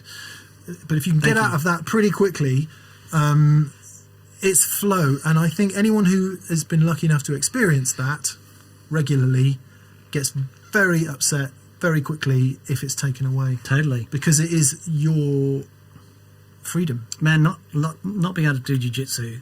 Yeah, this same time thing. has been really, really tough. Yeah. Really, really tricky. Yeah, so we hope you're doing okay. Yep. And you're not feeling too bad on it. I guess back to what we said at the head of the show, you know, we none of us can be thinking about that stuff. We just got to think about this moment, making the most of this moment, and just enjoying this moment, because too much future and past is what makes people sad. Andrew Bentley, shout out to JD Simo's YouTube channel. Oh, nice. And weekly live streams.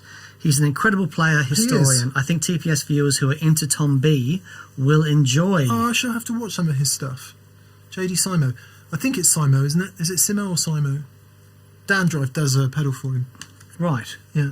Simo, probably. Yeah, so please, JD Simo or JD Simo, however it is correctly pronounced, go and check him out on YouTube. Rolf Martin Haldorson says, what about a show with real natural echo with an amp out in the world in a canyon or a similar place playing an amp in a tunnel? Well, we've funnily enough, near where I live, there is a it's a shit store. It's where the farmer puts massive piles of dung. So if you get it on a day when it's not full of dung, it is the most incredible three-sided echo chamber. It's truly amazing, unbelievable. Yeah, it is incredible. So we did think about doing something from there. Yeah, we have to, because I just want to do that reverb show. I think it's a great vlog, actually. And if we wrote Fraser in, he will be able to do the impulse responses so we can capture them and bring them back to the TPS studio. Incredible. How do you feel about that, Fraser? Yeah, he's keen. He said yes. Yes, See, he did. We have 1,100 witnesses to the fact that Fraser said he's up for it. Drew A says, Dan, is there anything you've learned from the show over the years that you've applied to the gig rig switcher to further improve it? Oh, look, I've learnt so much from doing the show. I think, just one thing I've always been aware of is like the importance of headroom, and just making sure that anything that we do, the design hasn't changed, but there's been a couple of little tweaks here and there, but like fundamentally making sure that headroom, I think it's 16.5 volts inside a G2, which is massive. Just making sure that the fidelity and the feel isn't touched with any of that stuff.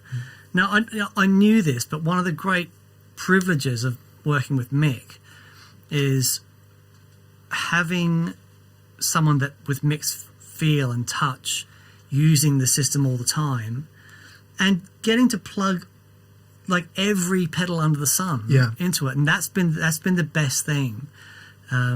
Yeah, because thank you for saying that, by the way. But it's an ongoing. I don't want to say R&D, but it's an ongoing learning experience, isn't it? Yeah, absolutely. And a really important thing is just not being open to stuff and being teachable and remaining. Yeah. Because I still get so excited about this stuff, and I just want to remain teachable. So when we get guys like Josh from JHS and Brian Wampler and Robert Keeley, and hanging out with these titans of pedal design and just soaking in their knowledge, because it's what these guys, their collective experience is so incredible. and just making sure that sort of respecting that and making sure that I'm open to all that sort of stuff. So that's been awesome. Yeah. Andon 5150 says, I've asked once, but still nothing. Mick considered it for a small pedalboard, but changed it for something else. Please show some love to the Walrus 385. Yeah, we should have it on. We both like it. It's really cool. It's a really cool thing. I've recently started using Dandrive Tweedy instead. Right. Which is an interesting thing in itself. It's based on that old crazy long chip where all the distortion comes from the chip. There's no diodes or anything in there. So that is the... it's also the Red Llama. The Red Llama. And it was something before the Red Llama. It's really interesting. It's really, really interesting. Did you see that... we should do a show on that. Obama and the Dalai Lama had a fight. They called it the Obama Lama Ding Dong. We'll get the 385 on. Well done, Dan. That was excellent. Chom says, hi, gents. I've spent today having a lot of fun with my new Boss SY1 synth pedal. Oh, yeah. Rubia's video convinced me. Would it be a pedal that you guys might consider featuring in the future? Didn't we have it? Yes. We had it on once. Yeah. And I think we spent 10 minutes sounding insane with it. And then that was that, wasn't it? Yeah. Dan and I have both dabbled with synth sounds before.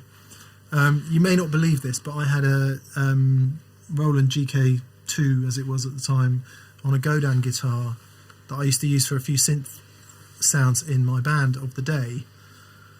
And the same thing happened at every gig, where I'd go to the synth sound and it would either be so loud, not only could I see people at the bar crying, but I could hear my amp crying as well, because of the different frequency response. Yeah. So you go to like some sawtooth thing and everyone would be like, holy sh...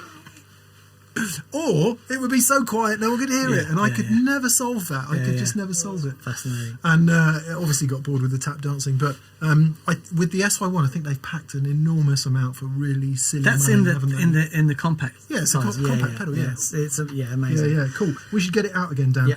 Matthew Denby says, in answer to did Joe do it properly, he had 2 twins and 2 dumbles in an empty theatre. Yeah, he did. Oh. Unreal. David Elgin says, what's the best cab or preamp simulation I can buy that replaces my Mesa tube amp? I can't afford a Helix or a Kemper. Anything better than Iridium? You're asking the wrong people, David. Yeah. I'm sorry to say. So what I would say, though, go and have a look at... Jason now works for them, French company by the name of Two Notes, and they've got out the Two Notes Captor X, and I heard some stuff that Lee Anderton did, because he's got his actually big shout out for Lee, absolute legend, and he's been doing some playing at home, and he got his rig at home, plugged it into the Captor X, couple little monitors. Yeah. This is the best home sound he's ever had. It did sound awesome on the recording. Yeah. So I think the Captor X is a really, really good shout. And it comes with all their software and stuff. And yeah, great product, a really good company as well. They're really nice guys. Also depends what, a Mesa tube amp could be like super clean channel. It could be a rectifier kind of sound. It could be a Mark series kind of mid-focus sound. So there's a lot of latitude in that. Well, one thing I really like about those rigs is that you get to use, if you've got a playing rig, that you can turn up loud, you get to use that at home if you're used to the way it feels and that sort of stuff. It's never going to be nailed, but you still get to use your amp. Yeah. Go. Yeah. Sorry, I had to go out to get a glass of water. It's very dry in here. It is very dry. I'm going to get a glass of water. Neither Dan nor I have COVID as far as we're aware. It does get super dry in here. So let me. So anything better than the Iridium? There probably is, but do you know what? I think the Iridium is really, really, really good because you can just stick it on the end of your pedal board, have a few pedals before it, and happy days. Mesa V twin, and this is all super analog, isn't it? It's not. Yeah, you're asking the wrong person, really. With all of that. Sorry, David. Michael Fours says, love your show, so I did a thing. have you guys received a small gift that I bought from you from Anthony Scott's? I'm not sure we have, Michael. And if you've bought something for us, thank you very much. I guess we just need to wait for it to arrive. Maybe you send us some tracking information. But that's amazing. Thank you. Super kind of you. Brad, howdy guys. Have you ever considered a show taking a deep dive into Headroom, specifically the relationship between amp headroom and speaker headroom? That is blooming interesting. That's a great idea. It's a great idea. We're going to have to get someone technical in for that, I think. Yes, because it's so very interesting. Mm-hmm. Because you're basically...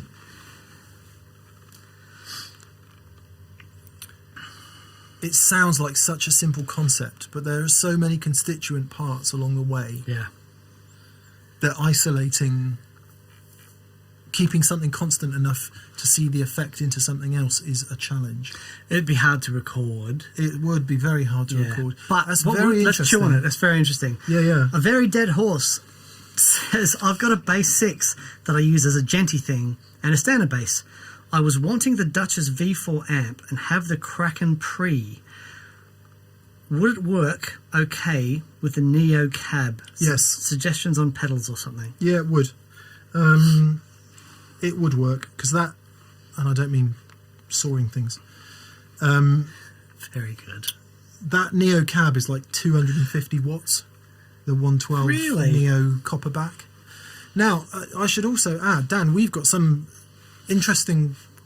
We need to bake a humble pie, I think. Well, I need to bake a humble pie in part. Right. Because I listened back to some audio today that had me very surprised about a Neo speaker. Really? Wow. I mean, I'm not saying I would ever choose it. Sure. But I'm saying I now wouldn't burn it with fire. Okay. So I've moved from... Burn it with fire. I never ever want to hear one of these again for as long as I live. Right. To... Actually, you know what? That's not bad. Wow. Yeah. So, yes, it would be all right, because it's a super efficient speaker, has a super wide frequency response from what I can tell. So I think that would work pretty cool, actually. As always, if you're using extended scale or down-tuned guitars, you just really need to watch the bottom end, because there's so much natural bass that comes from the instrument, you really don't need to add any in the amp. Yep. And actually, the natural stuff that's coming from the instrument is much nicer. Yep. In my opinion. Sean Jones says, cheers from Austin. Mick, I thought I heard you were warming up a bit to the Silver Sky. How does it compare to your favourite Strats? What do you like, dislike? I've learned a little bit about Strats over the last couple of years in my little journey. Now, this is speculation. I think John Mayer likes the... like 64 on type Strats with the grey bottom pickups. Okay. I mean, I'm sure he likes all Strats, and he's certainly got some older ones than that. And what they have is a bit of extra punch and a bit of extra sparkle, in my experience, compared to the, what you would consider 59 before the grey bottom pickups. Now, if that is the case, and I'm not saying that it is, what the Silver Sky has makes sense. Right. It's a bit punchier. It has slightly... I've had 3 now. I loved one of them, didn't like the other 2. And actually, the amount I liked them was a direct correlation to how heavy they were. The heavier they got, the less I liked them. Which may or may not. It's a correlation, not a cause. Let's just say that. And so this extended high end, bit more punch, all the rest of it, that is how the Silver Sky compares to my Strats, which are slightly less punchy, slightly less extended high end. And it makes more sense to me now. The other thing is, I've heard it said from people who know that a lot of the old Strats, really best sounding ones, had pots that measured closer to 300k. Wow. Which is going to make a significant difference. It really will. Than a pot that's labelled 250 but actually measures 220. Yep. Significant difference, right? I think Johnny Boy likes that. I think he likes that extended high end. So that's what I get from the Silver Sky. If you then add the poly finish, thick poly finish, new guitar, everything else. Yeah. Johnny boy, if you're watching, just confirm that for us, would you? We'd really appreciate it. Please, John. Yeah. Sir John. Johnny, hand on heart, I love John Mayer. Yeah. I listen to him almost every day. Really? Yeah. Wow. Yeah, I love him. So if we ever sound flippant, it's just because, and I have met him a couple of times. Anyway, I think that's what he likes in an S-style guitar. Right. So, was I warming to the Silver Sky? Yes, but it's not my thing. Sure. I like it a bit back from there. Right. Okay. Yeah. Cool. A Very Dead Horse says, to clarify about the Bass 6 rig question, I also want to use it for guitar with the minimum amount of gear. Thought Duchess might be Bassman-esque. If you're talking about V4 Duchess, not really. It does have the ability to have kind of a pronounced mid-range in the way that a bassman does over something like a supra. But I just don't think you can think about those hybrid things in the same breath as classic valve amplifiers. They're not the same. Yeah. They're just not the same. Yeah. Because, tonally, once you hear it recorded in the ears, you can EQ it, you can do all kinds of stuff to make it so similar you might not be able to tell the difference. Sure. When you're stood there in front of the thing, it is night and day different. Yeah. So, depends what you're after. But certainly in terms of portability, incredible power, ability to handle those frequencies, I'm pretty sure it would work. Pretty sure it would work. Ian. We missed a few earlier. Yes. Perilous Temple, thank you very much for your kindness. Zozo5962, I like your numbers. I like your numbers greatly. Says, confession time. Looking at my excessive guitar collection, I'm realising I have no single coil guitars. Wow. I will accept my TPS ban until I can get my hands on a telly that I love. Yeah, if you don't have any single coil guitars, there's two guitars that you should have. One is a telly, second is a Dynasonic Gretsch. Okay, interesting. Yeah, or maybe a P90 something or other. Very interesting. Okay. Yeah. Ian says, how often should you change your strings? I try and wipe the strings down after I use them, and that prolongs the life of them greatly. And then just change them when there comes a point where you feel they're dead, they're a bit lifeless, and that's when I'll change them. I've gone back to using 11s. I was watching all these videos, everyone's saying, heavy strings are rubbish, light strings are great. And I went, okay, let's give that a go.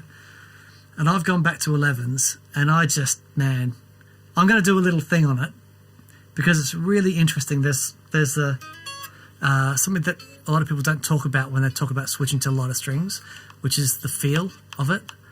And I cannot replace the way that these 11s feel. And I play different. You're so much happier, aren't you? I am ecstatic. That's what it's about. Everyone thinks the string debate is about tone, and it's really not. It's about tone vis-a-vis how happy you are to play. Yep. So if you're happy and connected to the guitar, your tone is going to be better. There you go. So it's not the strings making the tone, it's you making the blooming tone. There you go. So you have to be happy, and it doesn't matter. Well, I think some sounds definitely suit lighter strings, and some sounds definitely suit heavier strings. Is that maybe something we can look at next Friday? Let's discuss it tonight. I think we'd need players who play these things. Okay. Because me and you flapping around trying to do it would be hilariously unrewarding. Okay. David James has been experimenting with harmonic trem in series with a tube bias trem, also giving stereo trem a shot with harmonic on one side. Have you given it a shot yet? You really need to watch the original Joey Landreth harmonic trem video. I think Dan did that, something along those lines. Yep. What a great... Incredible. What a very nice thing to do. Indeed. Brian James. On character delays, have you checked out Bluff Chill Devices based in Cheltenham? The Shagpile Deluxe is great fun. Happily lend mine if wanted. Literally never heard of Bluff Chill Devices. Based in Cheltenham? That's just up the road from... Is Cheltenham a carpet making centre? Cheltenham was the races. Yeah, it's called the Shag Pile Deluxe. I was wondering if something to do with carpet. Very good. Ryan Gross. Ryan, thank you for your kindness. Thank you, Ryan. Love the show. Have a question. Signal path is Gemini, broadcast, dual list, AB box DD200, H9 into an AC30 Mesa TC100. Any help on how to run the gain stages only into the Vox when using the second channel or third channel in the Mesa? Ah man, this is a pain. It's tricky. However you do this, you're always going to get a mismatch. Yeah. As you will see, if Fraser could cut to the Pedalboard there, what I've got on this preamps board is 2 preamps, and I started trying to run a Page DS after the Maiden because it gives a really lovely cascaded Dumble-type overdrive. It's a really beautiful sound. But then what happened, because it was only running one side off the Maiden into the stereo power amp, the Constable was then too clean, so you get this weird clacky transient thing underneath this beautifully touch sensitive overdrive. And this is the crux of your problem with your Vox and your Mesa Triple Crown there, because you're changing the gain relationship of one of them without doing the other. So without a fully programmable loop switcher where you could set it all up and have everything on one touch, that's tricky. actually doing it on the fly is quite tough. So to answer the question, if you want to at least try it, then you need to run your gain stages after the split. In a lot of circumstances, it's actually cheaper to duplicate the gain stages in the signal path than it is to reroute everything to try and make it work. So if you've got a couple of overdrives, it might be worth getting those same overdrives again and putting them in the different signal paths. Yeah, that is tough. It is really tough. Obviously, if you've got the broadcast and the dual is turned on, and then you go to channel 3 in the Triple Crown, then you just mush city. Yeah. So you want to keep them on in the AC30, but turn them off in the Mesa, and that is a challenge. It is a challenge. Totally. Yeah. Very interesting, though. Yeah. Very interesting. Sorry, we can't be more useful. Emil Ong says, any chance of a show on psychoacoustics? You guys often drop references to the topic, but would love deeper exploration. It is fascinating. Well, yeah, and it's science. Yeah. So don't ask me. Maybe we could do a show on psychoacoustics. Okay. I think you would enjoy it. Psychoacoustics is what your brain tells you is happening when you hear something. Sure. Yeah. It's like me thinking that the middle position on the Strat was going to sound middly. Yeah. That's psychoacoustics. Yeah. It's... Maybe we need to talk to like a really nerdy person in a white coat. You stick Fraser in a white coat. He looks good in white. Simon lent me a book on psychoacoustics. Really? Yeah. Okay, awesome. It's still in the bag. Brad. So my feeling on that is, like all science, it's really important to understand stuff if you want to understand it. Yeah. But I just don't want to understand it. Fair I just enough. want to play the guitar and feel it.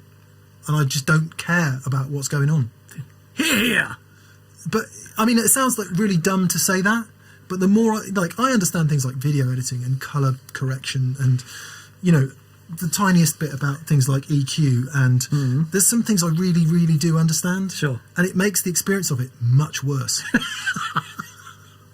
Dude! Working on a guitar magazine, right? Yep. Destroys your love of guitars. Right, sure. I had a really interesting experience yesterday. My son's got this little band together, right?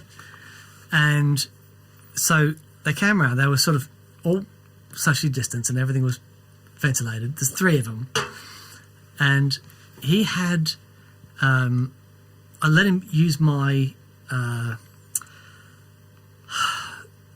the Audio Kitchen... Yeah, big chopper, little chopper. The big trees.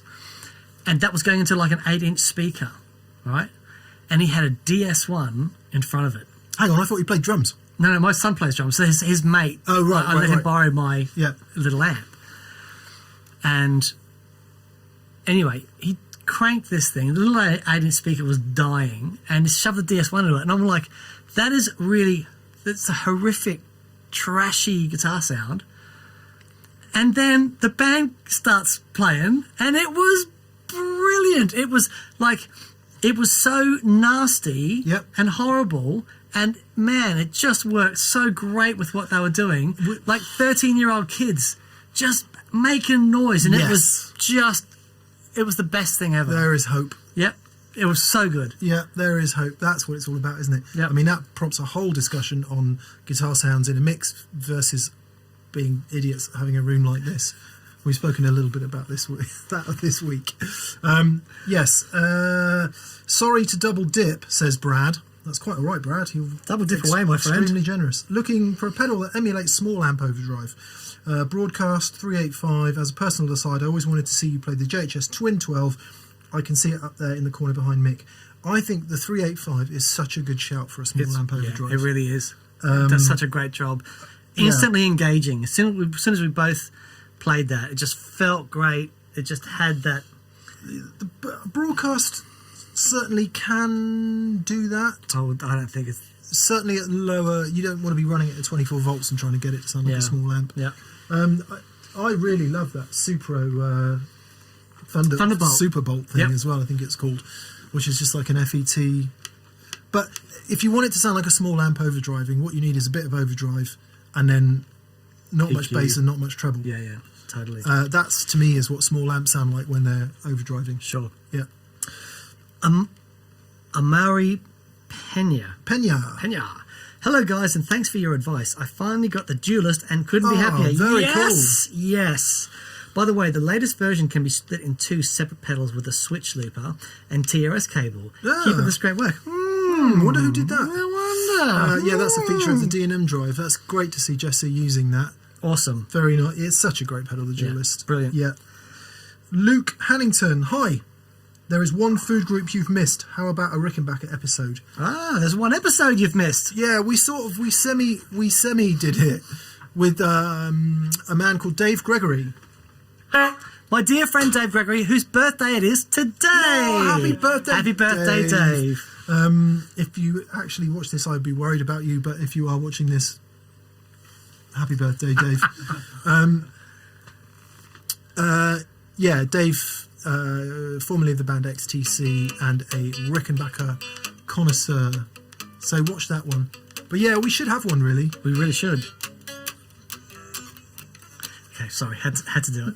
And this one. There we go. Ethan Walthier says, I have a PRS Sonzera 20. Might try a wet dry rig. It's got preamp, tubes, yes, 283s and 12X7s. 6L6s. Yeah. Ideas for an amp to pair it with. It's got, as I remember, that Sonzera is a really good sounding amp. Has a fair bit of headroom in the clean channel, if I'm remembering correctly. I'm super impressed with the PRS amplifiers, actually. All the ones that I've heard have sounded really good. Yeah. You know what? When it comes to wet dry, pretty much anything works. Well, one of the beautiful things about wet dry, if you think of the natural EQ curves and that of any amplifier, one of the joys about it is just playing with the combinations and finding sounds that, you know, some will sound great, some will sound epic, but there's always going to sound, you know, they generally always add something, you know, different compression and stuff in there as well. Yeah. I'd go for something of broadly the same wattage. It doesn't have to be that way. It depends how loud you play. Obviously, if you don't play very loud, then you could have a smaller amp. But yeah, almost, you know what, almost anything. Another thing I would suggest is try and match the speaker configuration. It's not absolutely essential, but I always think the problems come like when we use the 410 Super and a 112 something. I don't know why that is. Like the 412 Marshall tends to kind of overpower the 112, whatever you're using it with. So if the Sonzera is a 112, look at another 112 amp. Sure. Yeah. Maybe. Good shout. Maybe. Chom Chom. Chom Chom. Says, me again, chaps. You filled my heart with joy when you interviewed Ed O'Brien. Ah, he filled our hearts with joy. Yeah. Absolutely. Existential crisis moment that was for me. Indeed. Would it be possible to get Johnny Greenwood on the show? That would be mind-bending. Maybe. If we can get him to stand up long enough. He's always... Have you ever noticed that? He's always bending over. Yeah. I think it'd be tricky. Ed. John? Yeah, Ed. Big, yeah, what a absolute mensch. Love that guy. Yeah, tricky. Johnny has a very interesting relationship with gear. He's like, he's still got this old board and everything's wired together quite haphazardly. No one's allowed to touch it. Breaks down every second gig, but that's it. That's the rig that he uses and loves, and he's an artist. You don't touch it. He'll jiggle things around between songs if it's not working. Really, really interesting. Yes, but I'd love to. I mean, him and his brother, Ronnie Greenwood, Colin, and Donnie, the bass player. Ronnie, Donnie, and Johnny. Ronnie, Donnie, and Johnny. Yeah. They're just wonderful. And Lonnie.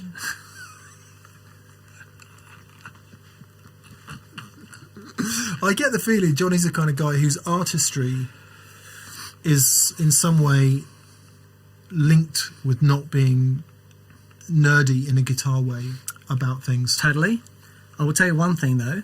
I was doing some work for Ed at their studio, and I walked in and I was hearing this amazing classical piano, like full on. And I was like, oh, that's Johnny. No way. Yeah. And he was doing a soundtrack for something.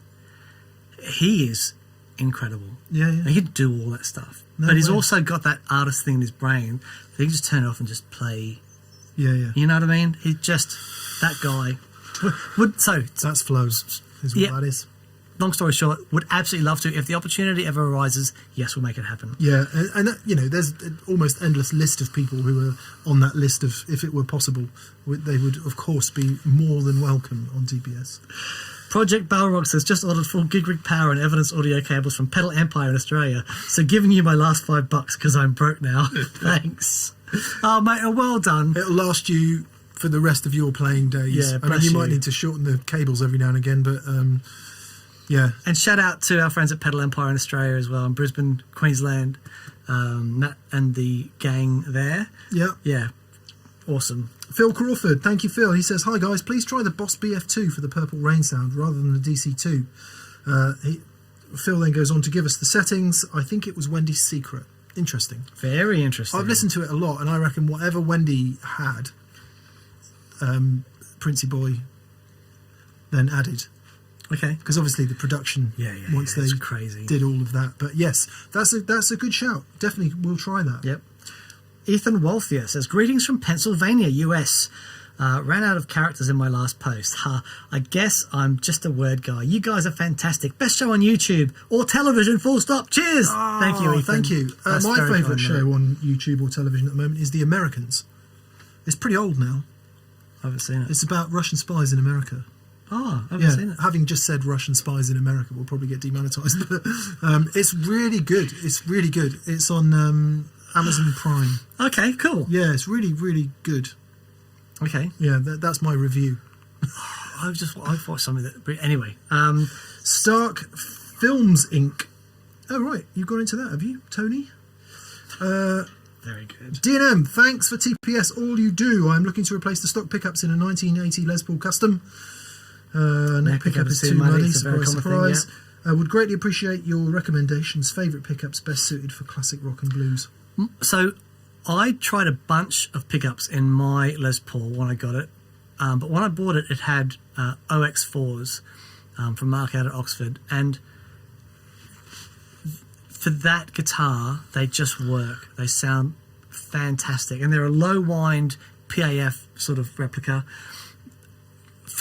Certainly for us, that low wind PAF has clarity and dynamics, whereas the higher output humbuckers, that limits that dynamic range. They're very loud, and if you're playing heavy music, that can be desirable because that sort of evens out the notes that you play. But classic low wind PAF style things. Hard to go wrong. That would be what Dan and I would go for absolute certain, but they really don't work for everyone or all guitars. Two things. One, there are some people who just hate low output pickups. Right, wow. Just can't play them because they've grown up playing high output pickups and their attack to the guitar is defined by what that pickup is doing. Yeah, secondly, very, very interesting. Secondly, which is not a better or worse thing, by the way, it's just in how you approach the guitar. Secondly, a lot of those 80s Lesters were incredibly heavy.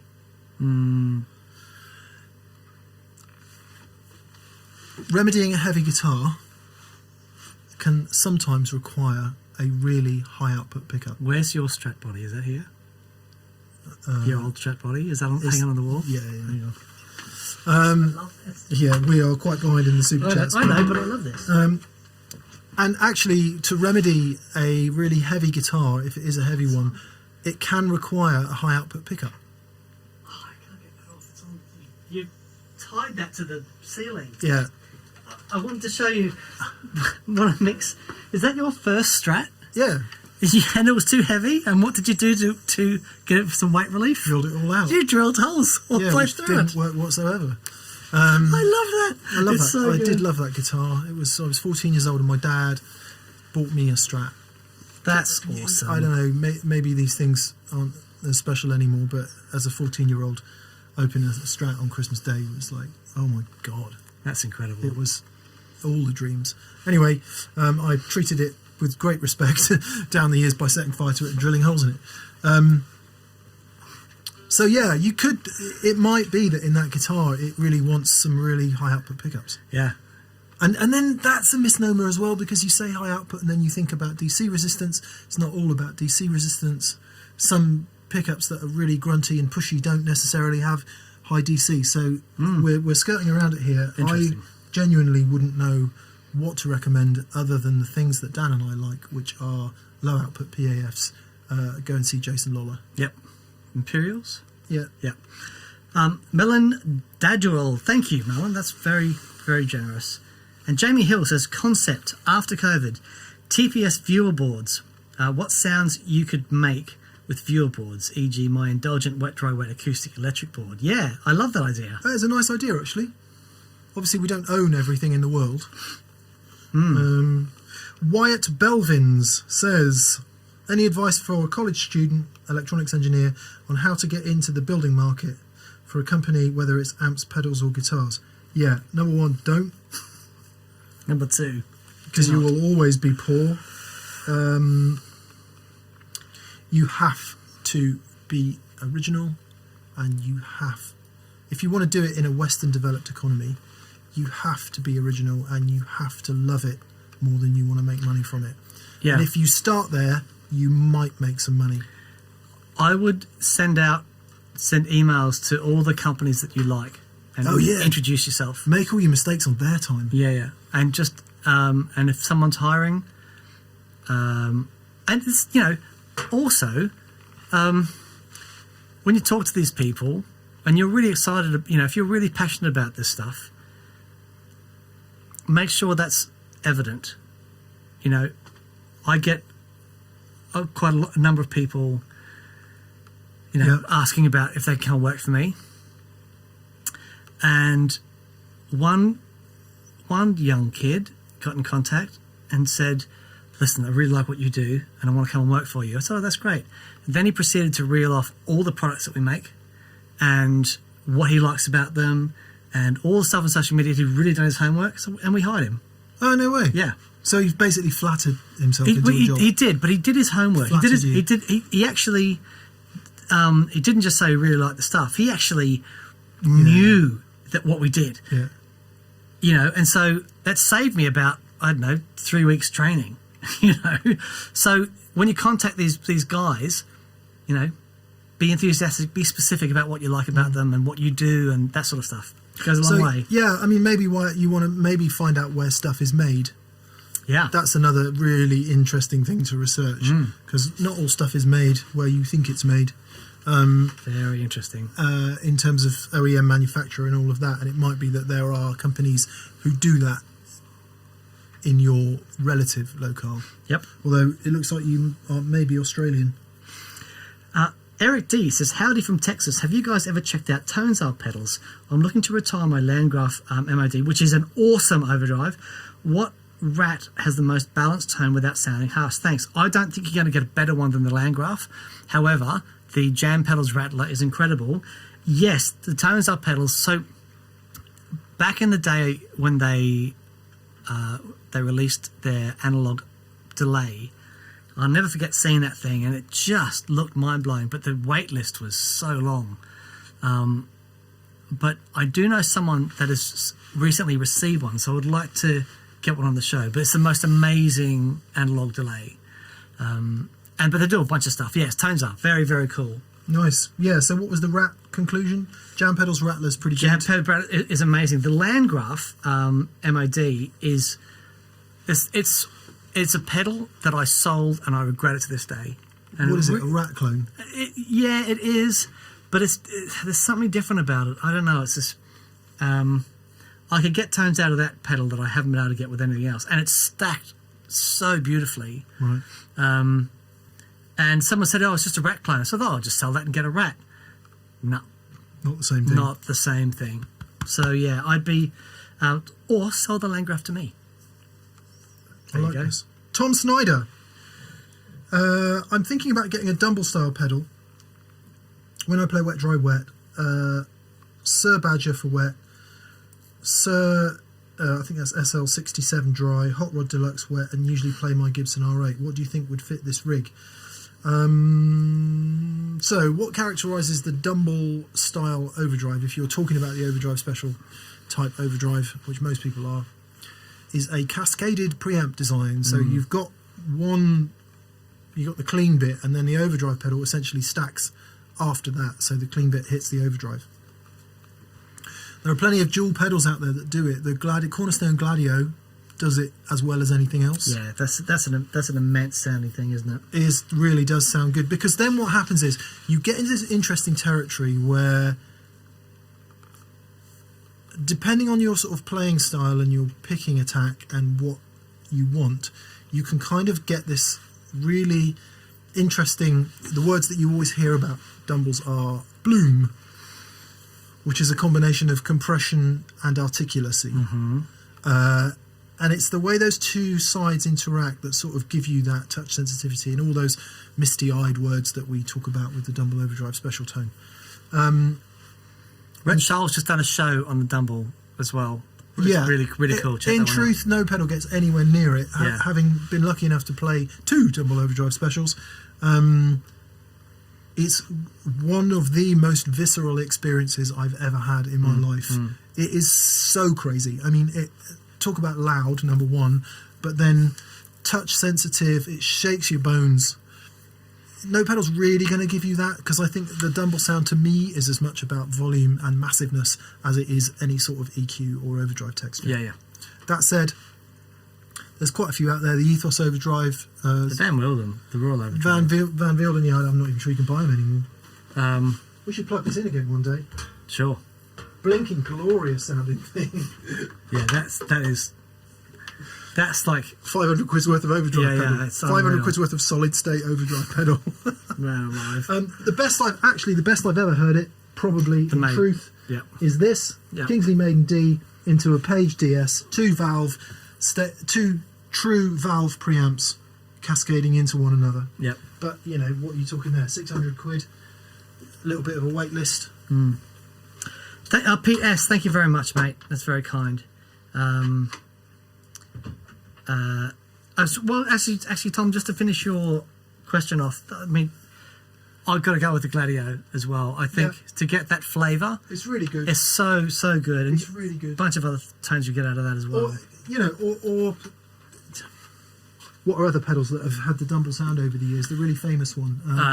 The yin and yang. Yeah, the Zen Drive. Zen Drive. Yeah, but I actually think it's really important to have two things sort of stacking into one another to get that harmonic complexity and the sort of sense of compression.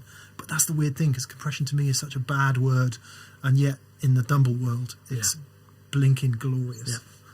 So, Belen Dadriel says, "Hi guys, really enjoy the show. What's your opinion about Mesa Mark V 90-watt amps? Can they be considered as an all-round amplifier?" goodness, yes. Absolutely. Yeah, I mean, one of the most versatile amps ever. Given that you've got 3 channels, I think, all those switchable modes, maybe it's 4 channels even, switchable modes, endless power options in terms of being able to run in triode and pentode, and pairs of tubes and all 4 and all that. You can really, it's a tweaker's heaven is the Mark V. The next question is, do you need it? Yeah. I love Mesa amps. I've always loved Mesa amps, and I've pretty much always used them. And I've had Mark IIIs, Mark IVs, rectifiers, Mavericks, Mark 1. Did you ever have a Heartbreaker? I never owned one, but I did have one. Okay, I loved that amp. Yeah, well, that was very Mark 1 derived. Right. Yes, that was. Yeah, Tremor Verb, Lone Star, obviously. Tremor Verb. Yeah. Oh. So I'm a big fan of Mesa amps, but I as I got older and grumpier, I was just like, I don't want an amp to do everything. Yeah, I like that. But it certainly has a blinking good stab at doing everything. It really does. Extremely versatile.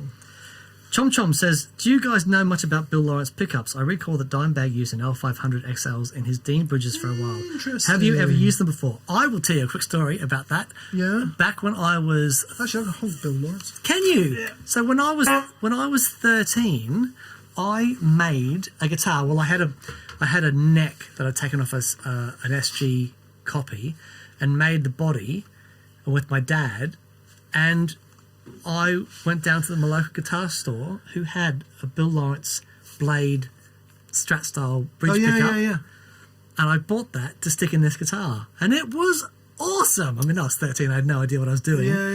But it was like this resin-filled blade thing. Really, really cool. My first ever 335 had Bill Lawrence pickups. Wow. Yeah. So is he still going? I'm ashamed to say I don't know, but there's certainly a lot of resources out there that Bill has contributed to over the years.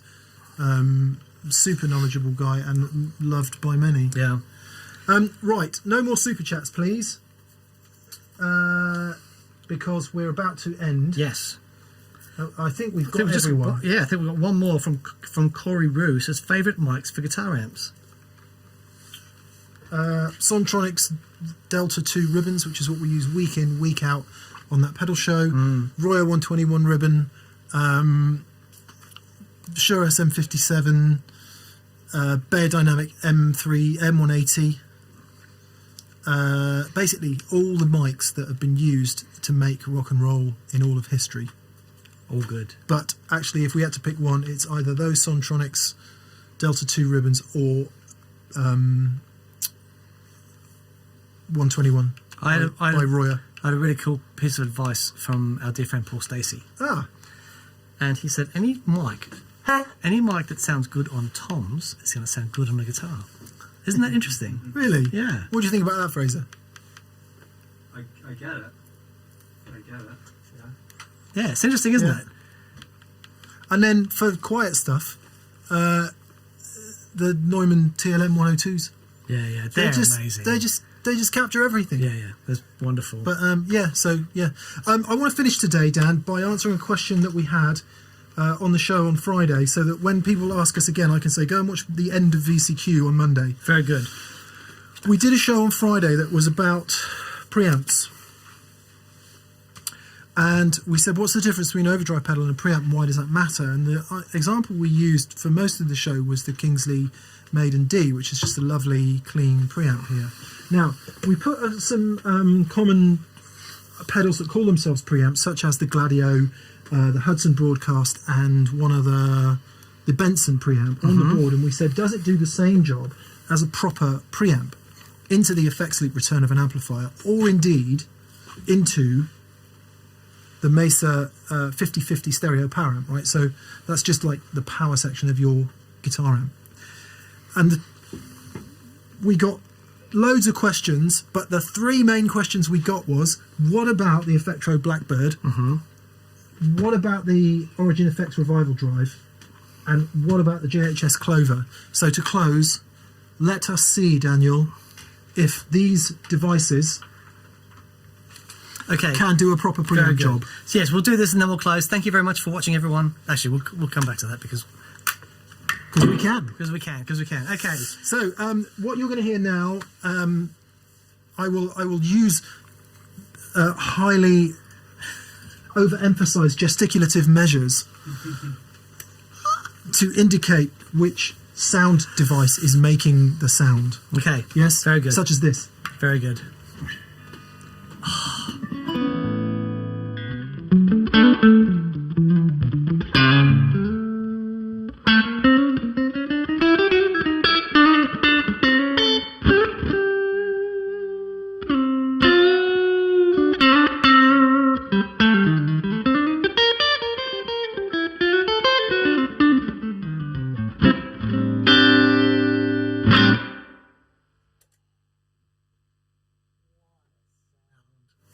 It's at this point I should tell you that the signal chain is guitar in, it gets split, it hits these two preamps, and then it goes to each side of the power amp.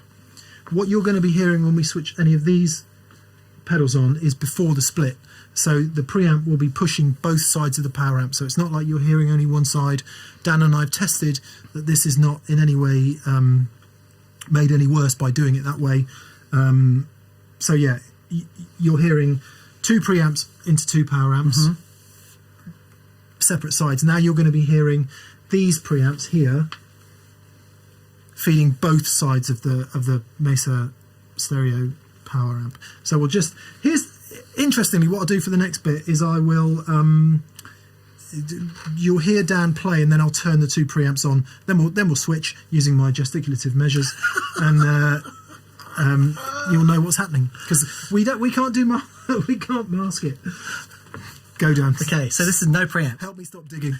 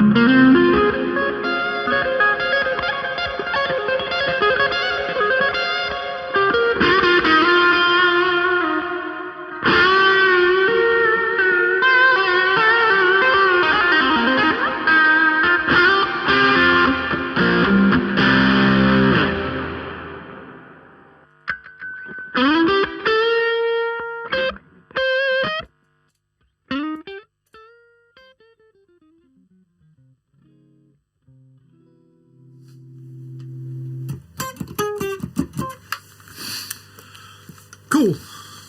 So hopefully that will answer the question, does the revival drive work as a preamp? No. Not enough headroom, overdrives too quickly, but certainly didn't sound bad.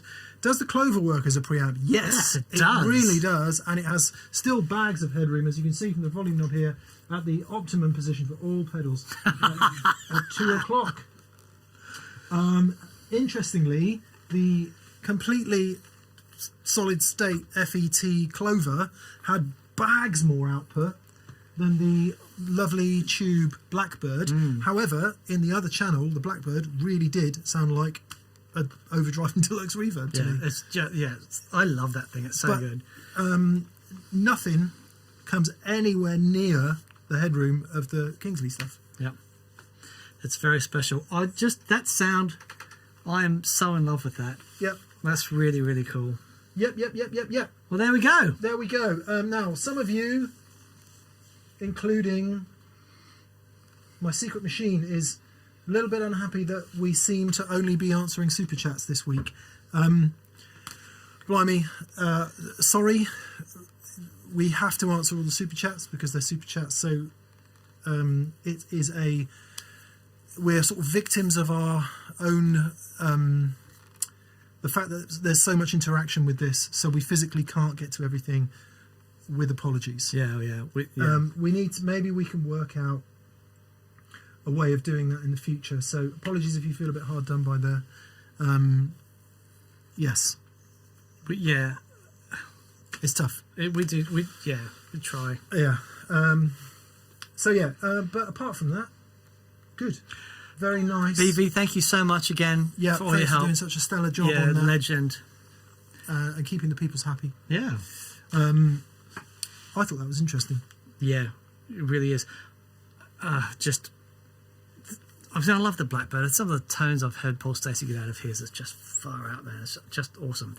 But it's so interesting that the clean channel on that doesn't have anywhere near the headroom of the other stuff. So yeah, I don't think we've missed anything obvious, have we? It's no. Not like yeah. I don't think. I mean, there's a 600 ohm balanced output. That's for direct recording and stuff. Should we try it? No, that's because you won't have any earth then. Oh, okay. We don't want to do that then. No. What's 600 ohm? Is that low or high? Pretty low. Yeah. But the thing is, because it's a transformer, it's different than just a straight low impedance buffer. Right. Because that is driving the transformer. The output impedance is determined a lot by the transformer more than anything. Okay. But it's but 600 ohms. That's certainly low enough to drive anything to your direct recording console. I mean, the idea with that is you stick that into a like a 2 notes thing or whatever you're using to record with, and you've got a really nice black-faced preamp stuff there. Yeah, really, really cool. Really, really cool. I mean, Phil Taylor at Effectro, he really does make some gorgeous stuff. Yeah, there's some very talented people around. Cool. So more on all the other crazy board build that's going on with this wet dry stereo insanity project that I'm undertaking at the moment. It's awesome though. Which is getting more interesting by the day. Yeah. And in the meantime, thank you for joining us. Yes, thanks so much, everyone. Stay safe. Have a fantastic week. Trying to think what's coming up on Friday. Octave fuzzes for everyone who's been asking fuzzes. about octave fuzzes, and octave in general. Actually, we do a little bit on octave that's not fuzz, not too much, but a little bit. Right, be good. Have a great week. We'll see you soon. Okay, bye. Cheers, everyone. Bye.